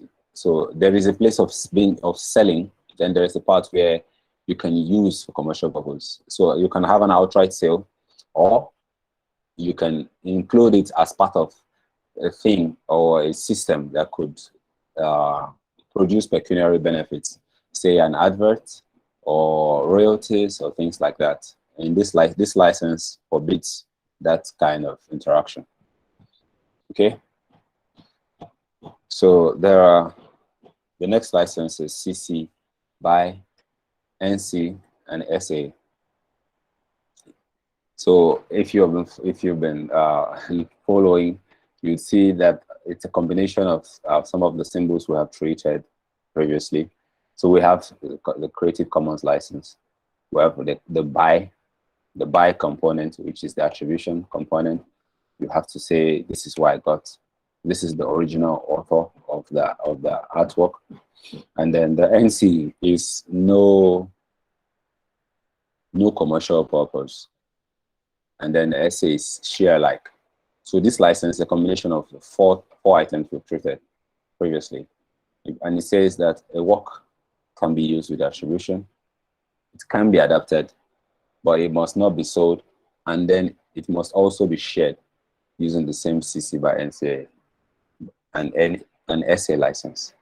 So if I adapt a work from this license, any work at all that has this license, I can adapt it, I can remix it, I can do whatever I want with it, pretty much. I must also attribute it to the original author, but I'm restricted from commercial use. I cannot sell it. I cannot also earn money from it. And whatever work I create using it, I must share it with this license, the same license with the exact restrictions, CC, BY, NC, and SA. I must share it under the same license. So this is a pretty much restrictive kind of license. And I have a chart somewhere on this on the slides that would show you, in terms of freedoms and restrictions, how much of how free and how less free these licenses are. And then the next one is the CC by ND. ND here means no derivative. The BY is attribute. So when you see these three components together, it means that the work must be attributed. But it cannot be adapted in any way. So if you come across an artwork with this license, a piece of media with this license, wherever you want to reuse it, you must mention that this is where I got it from. This is the original author of this work. However, you are not allowed to remix it. You are not allowed to take a piece of it.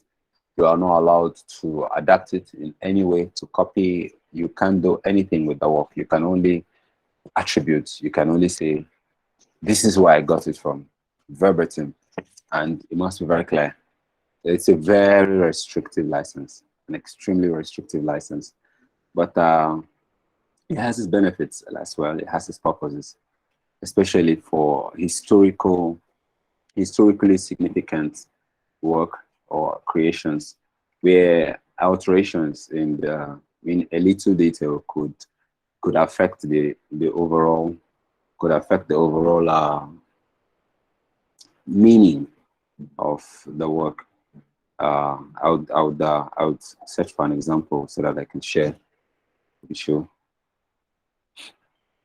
So the final license, popular license, is the CC by NC and ND license. Here it says the work can be used with attribution. but it cannot be used commercially, it cannot be sold, it cannot attract any pecuniary gain, cannot be sold, and it cannot also be adapted in any way at all. So it's an interesting license as well, and also very restrictive. And it's also a very restrictive license. You cannot make money from it, from the artwork. The difference between this license and the previous one is that here you could use it. You could, and that is CC by ND. You could use this artwork for commercial purposes. You could try to make money from it. You could sell it. You could use it in an advert and make some money from it. You are not infringing on a license if you do that. But in this final license, you cannot make any money whatsoever. You cannot have this artwork involved in any kind of commercial purpose. You cannot sell it. You cannot adapt it. You basically cannot touch it. You can only say, this is the original author, and that's all. It's an extremely restrictive license. And of course, it also has its benefits, and it has its pros and its cons. All licenses have their pros, their cons, their benefits, and in what ways they might serve the creator or the creative in charge of the artwork. So I left this particular space to help us juggle our minds to see if do you think the Creative Commons licenses have been able to cover all the possible areas or all the possible topics? And if you think that there's one particular place that it hasn't been able to get to, perhaps you might want to share. You might want to share with me, with all of us. I mean, by the end of the session. But of course, people had to sit down and come up with all of this, and all organizations all over the world are always trying. It has been sustained for a long time. However, all organizations are always very interested in how things can be improved or improved upon and developed to cover for places where there may not have been consideration in the past. Like take for instance software. When these licenses were getting crafted, we didn't really have that issue of copywriting software. What kind of copyright software would use, who would own the copyright, who's the creator, who's the author, who's the owner, and etc. Even in Nigeria is just gradually coming into the copyright thing. Gradually, yeah, many people might say in terms of enforcement, there's still a big gap, but the very first step to doing anything is starting, and the laws exist, and they're getting adapted to suit the 21st century challenges, and it's becoming a big deal if you take someone's intellectual property or someone's work and use it the way you like, in abuse of whatever restrictions that may have been placed on such or work. We're beginning to see implications for doing that kind of thing. People have had to pay monies. In the president's case, it was a national embarrassment. It was really big, and I hear the guy lost his job.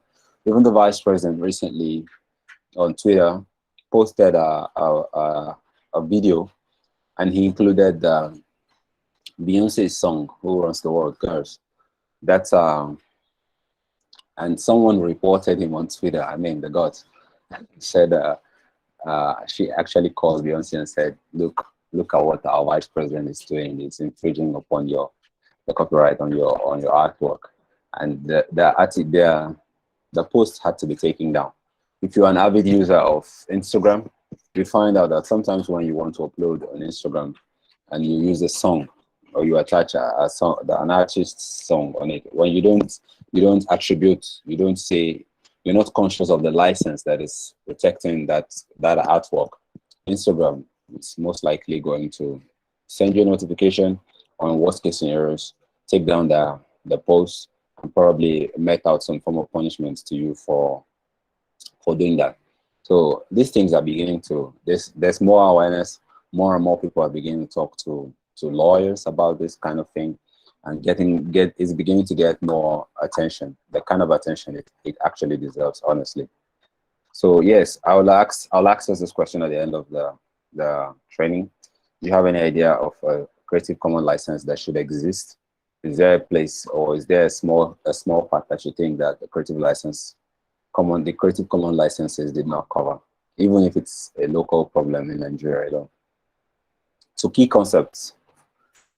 The original author. You cannot license what you did not create. Someone asked a question about the photograph. If you take a photograph of me, you know, who is the author of the photograph? You cannot license what you did not create. Then we've said so many things about adaptation, so I just wanted to expatiate on that and say that adaptation includes copying, distribution, editing, remixing, building upon an existing work or its related concepts. If you see a work and it ignites an inspiration in your mind to create something, that is an adaptation. It's a derivative of that work. Many times, I think one good example would be P-Square's video and Busta Rhymes. P-Square has a video called on the, I think, Danger. You go see Danger, something like that, a white background and stuff. And then Busta Rhymes also has a video like that, very similar. And there was a conversation about, oh, whose stuff is this, whose stuff is this, and all of that. But that was clearly an infringement. If Busta Rhymes says, a label, and whoever owns the copyright to his work have, depending on what license they use in their work or for their distribution, P-Square most likely had infringed on their copyright. So these things can happen very subtly. You might say, oh, if I just edited it a little, or if I even take out the entire background, or I create an entirely fresh work from this, but using key concepts or using key elements that existed in the previous work, that is a derivative. What you have done is an adaptation. You have adapted the previous work, and this is where the meat of the soup is, really trying to decide to what extent you have adapted a work and whether or not you have infringed on the copyright. So copyright is backed by law, and like we said, it's becoming more and more evident and serious in Nigeria. And you don't want to find yourself in that direction or against such a thing. It's not mere wishful thinking. It exists, and it could actually get one into trouble. So coverage, Creative Commons licenses can be applied to all copyrightable works, including books, plays, movies, music, articles, photographs, blogs, and websites. Someone asked about music, so yeah, there's your answer.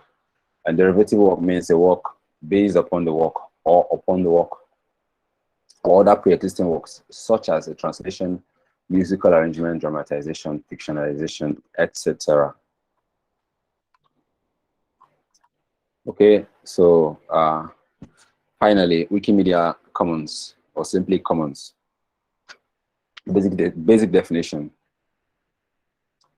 Wikimedia Commons is a media repository of free-use images, sounds, other media, and media file types, and it's the project of the Wikimedia Foundation. As of February 2022, the repository contains over 80 million free-to-use media files. I would like us to note free-to-use media files, managed and editable by registered volunteers. Now, if you see the last paragraph, as of February 2022, it tells us it's a code. It basically tells us what kind of licenses exist in Wikimedia Commons. That is, the repository contains over 80 million free-to-use media files, managed and editable. See, these are two keywords in licenses. That we just treated about 7 licenses. So when we say a media file is free to use, anyone can use it. And It's also editable. So it means you can adapt it, right? You can recreate things from it.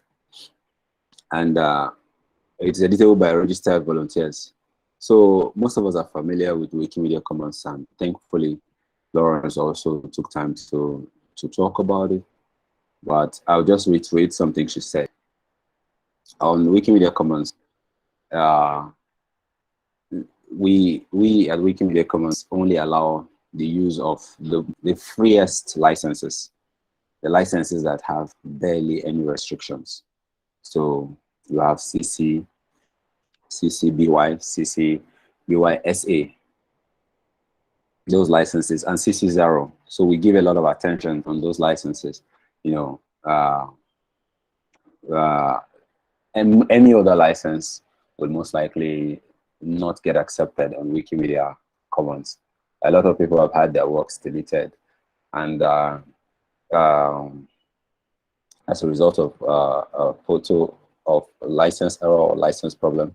And yes, we did have that issue where people were taking out Wikimedia photos without caring to properly say this is where we got it from, paying attention to the licenses that were attached to it.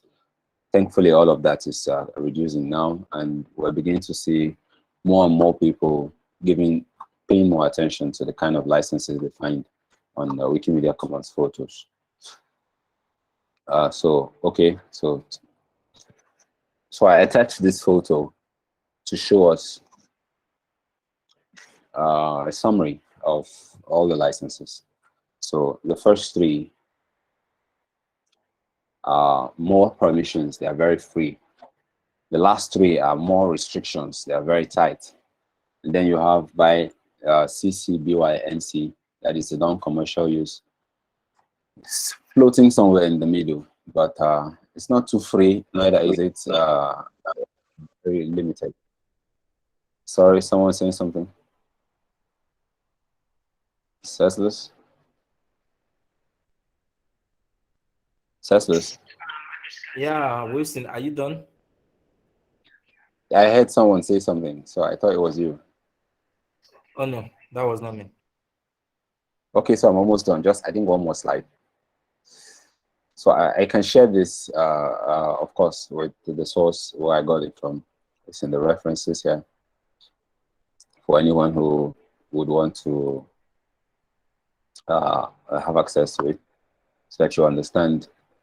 But the category is basically more permissions, less permissions, more restrictions, more liberties, less liberties. And so this is another one, the Creative Commons licenses. So we have iFiles in the public domain, CC0. CC0 is another way to say CC0 is public domain. Anything can be done with it by whoever. And the only thing a CC0 file does not require is attribution. Most likely, the author doesn't care about it and may not be happy if you actually attributed the work to them. So it's in the public domain. And the CC BY has all the permissions. It's the freest so far. And the CC BY SE share like, CC BY and ND, no derivative. You cannot adapt, you cannot recreate, you cannot do anything. You cannot touch the basic foundation or the basic concept of the artwork. CC BY NC, you cannot sell, you cannot make money from it, you cannot profit from the artwork whatsoever. CC BY NC, no commercialization, and then share alike. So you cannot make money and you cannot change the license.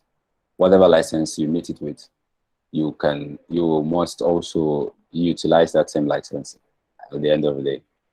Then the CC BY NC and ND. So you cannot profit from it, neither can you modify or adapt it.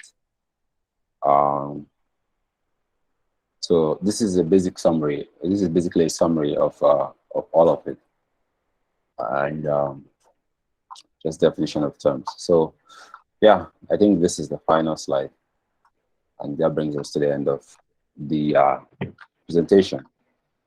So if Cestus is here, I would hand to him so that I can attend to questions. I also have a couple comments to make, but I'd like to hear your questions about.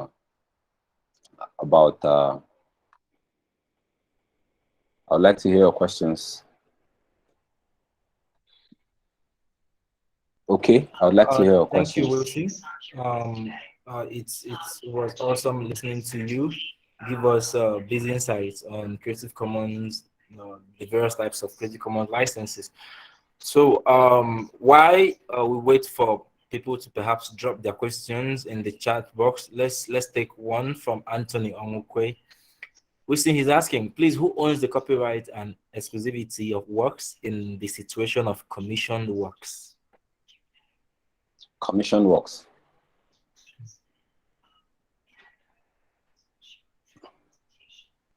Come again, please. Yeah, he said, who owns? He asks who owns the copyright and exclusivity of works in the situation of commissioned works. By commissioned works, you mean paid for? Yes. Okay, a question like that came on earlier. And, yes, I guess Anthony was not here. Perhaps you could reiterate on the answer. Okay, so the creator of the work actually holds the permissions. However, depending on the agreement, from my experience, and what is workable here in Nigeria, depending on the agreement you have with the contractor or whoever you arranged with, some organizations require employees to sign off the rights to a work. So I call you and I say, go take photos for me here, and I'm funding you. I pay your expenses, and we have an agreement that when you take those photos, because I'm the one funding you, those photos belong to me and things like that.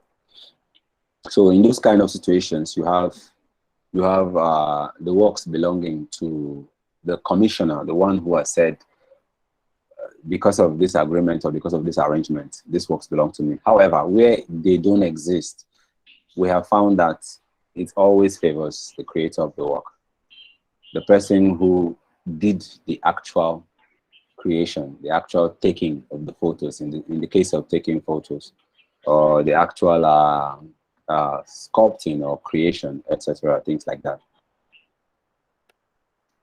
Okay, thank you, Wilson, for that clarity. And while we're attending to the other questions, I just dropped the link for the attendance.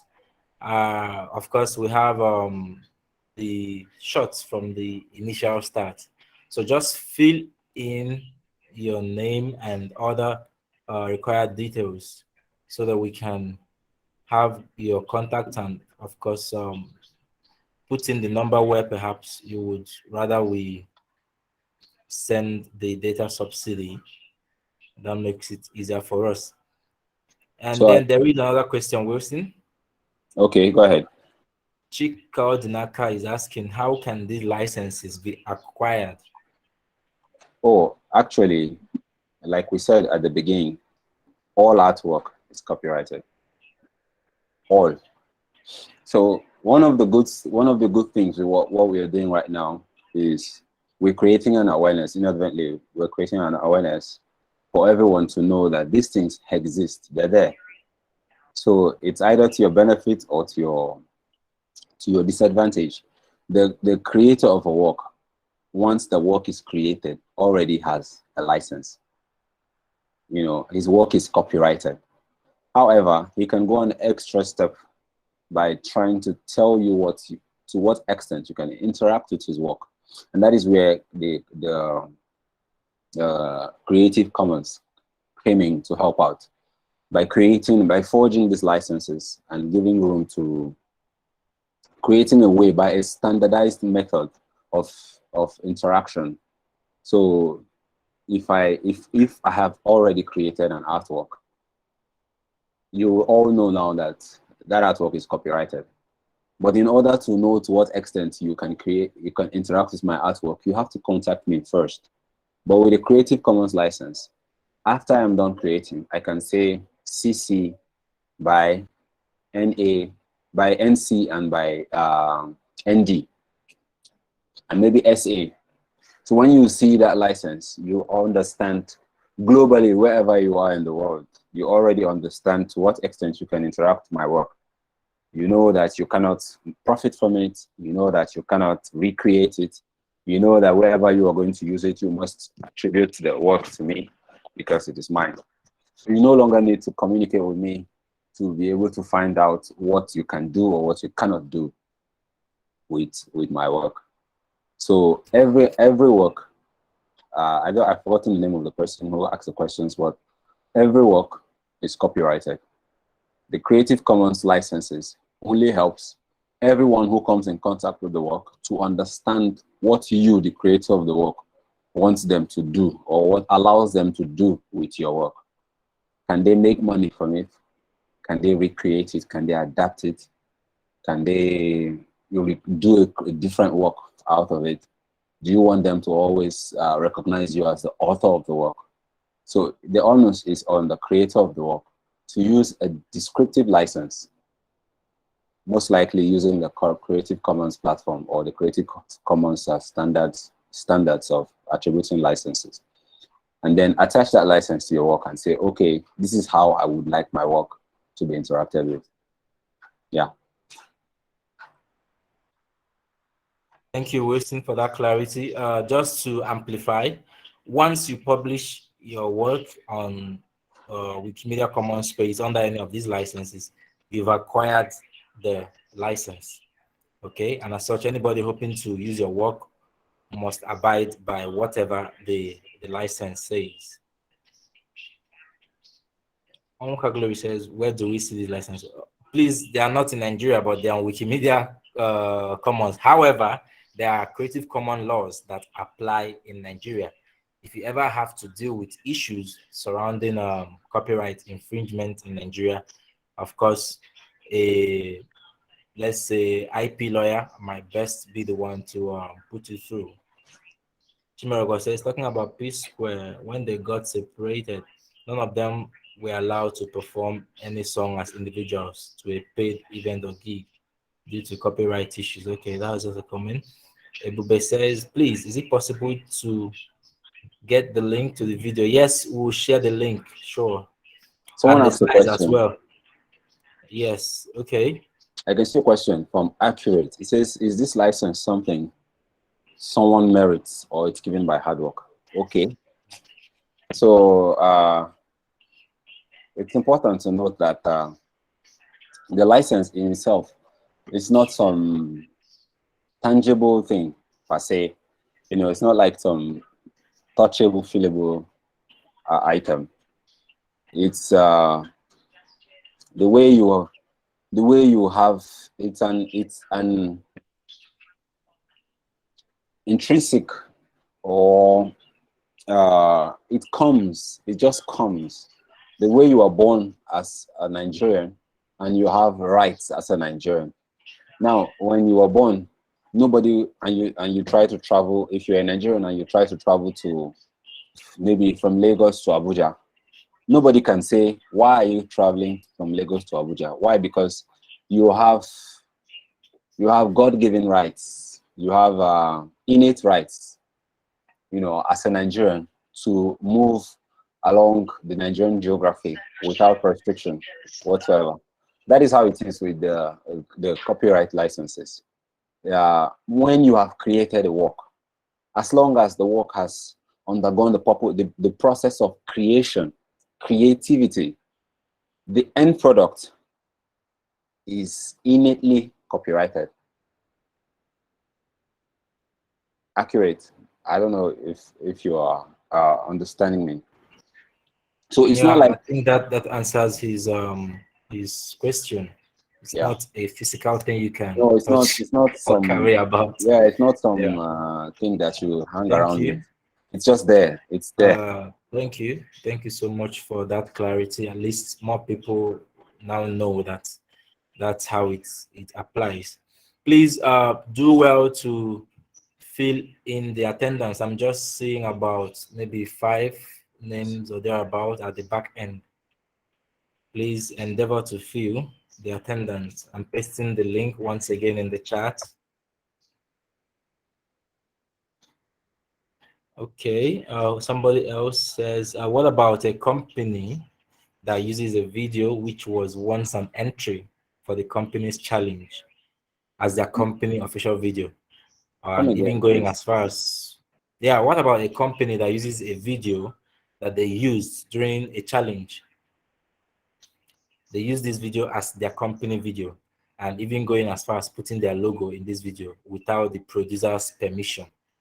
Okay, so I'm going to rephrase so that I understand you properly. Chi kaodinaka.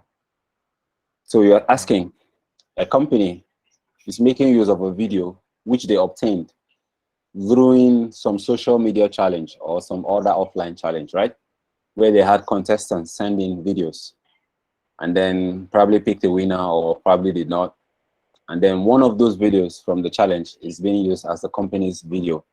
And they went as far as putting their logo in this video without the creator's permission. Is this correct?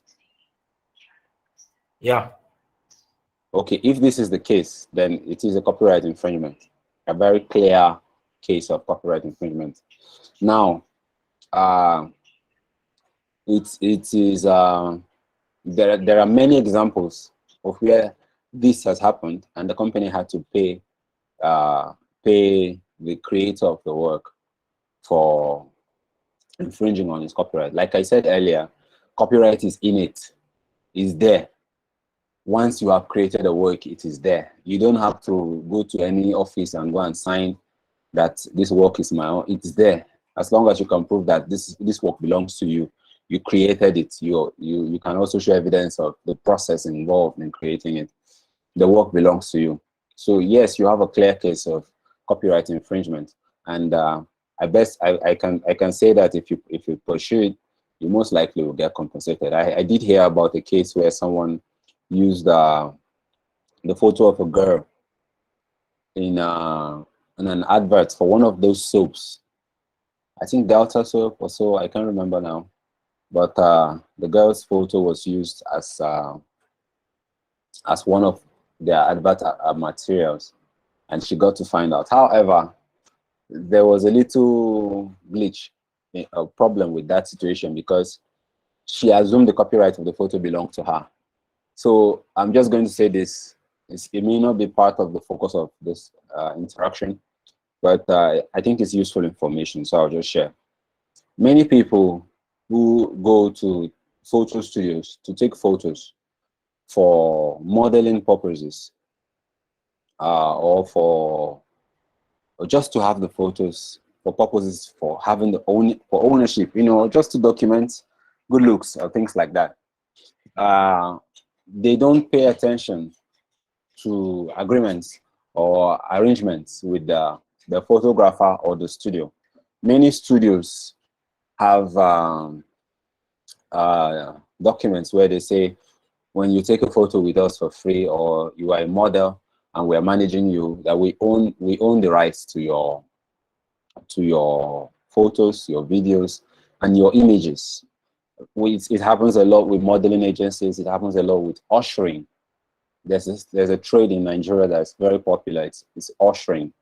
You collect people in a place, and then when someone has an event and they need people to help them coordinate traffic or coordinate people who would serve food, in those kind of situations, the owner of the outfit often has an agreement which may oftentimes be unknown to the employees, that when you sign that agreement with your modeling agency or your boss at the office, in your ushering outfit or in your catering outfit, you give them the right to use your image or use your photo or your semblance of you for promotional purposes. So if you eventually pursue the case of copyright infringement because of your photo that you saw maybe at National Stadium, you are most likely not going to win because you don't own the copyright to that photo. Remember, you only own copyright of things you create. So in those cases, one step to take is constantly be conscious or be at alert, especially where you have engagements of photography or where you have to create something. Ensure to find out who owns this work. Does it belong to my organization? Does it belong to my boss? Does it belong to me? Who owns the work? And most likely you would find out that you may have signed some dotted lines previously that you were not aware of, or in cases where you're very lucky, you haven't even signed at all, but it gives you advantage to down bargain and say, okay, I'm not giving you the work in its entirety. I can only give you a percentage of it, or I'm not even giving you at all because the work is mine. So usually when you sign, you've already given that out.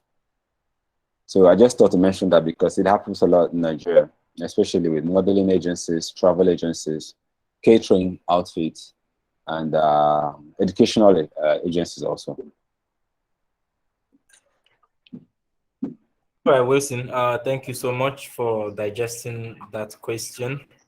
Ataf was asking, okay, I think I might have given you a sufficient reply of you approaching whoever uses your work first to see if they can be civil about it and credit you accordingly.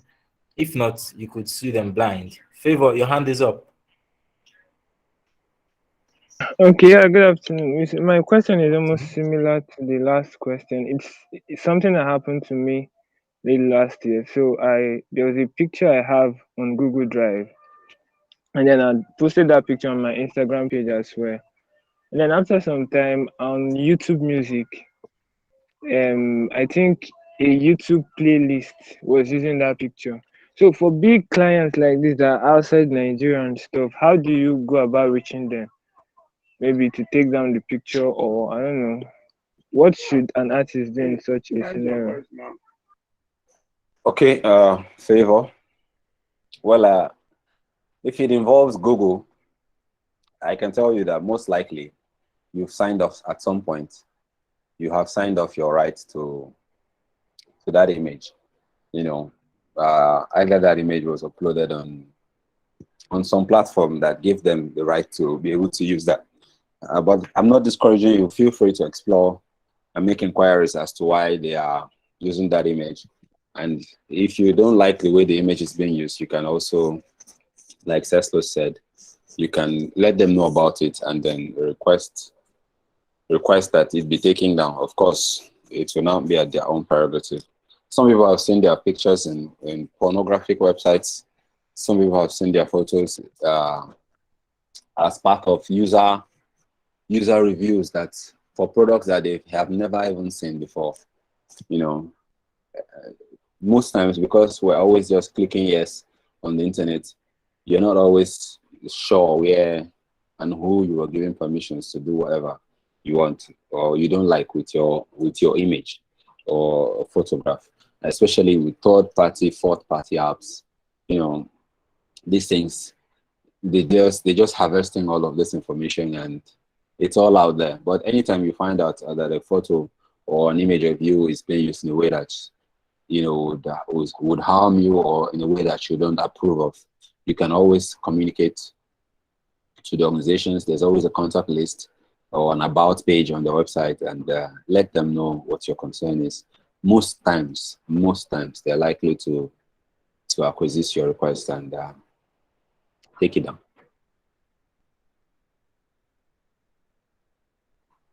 Thank you so much, Wilson.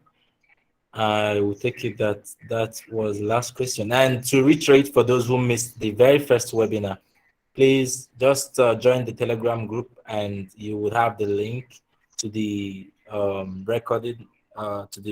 recorded session shared with you.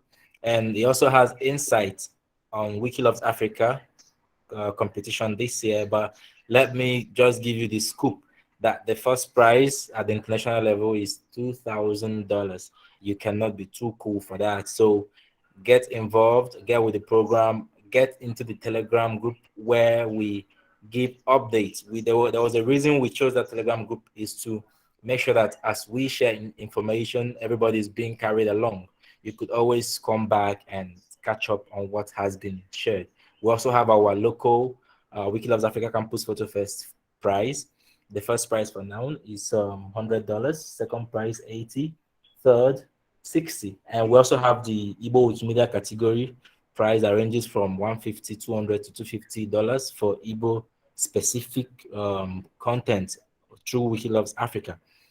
So we will, of course, share the recording for this for those of us who came late or those of us who would like to catch up. And that's that for that. I thank you personally for making our time to be here. We thank our speakers in the persons of Florence Devois and Wilson Oloha for taking out time from their busy schedule and restful Saturday to be here, dishing out knowledge left, right, and center on Creative Commons licenses and intellectual property. At this point, I would like to think that everybody has filled the attendance while we will process the data subsidy from our end.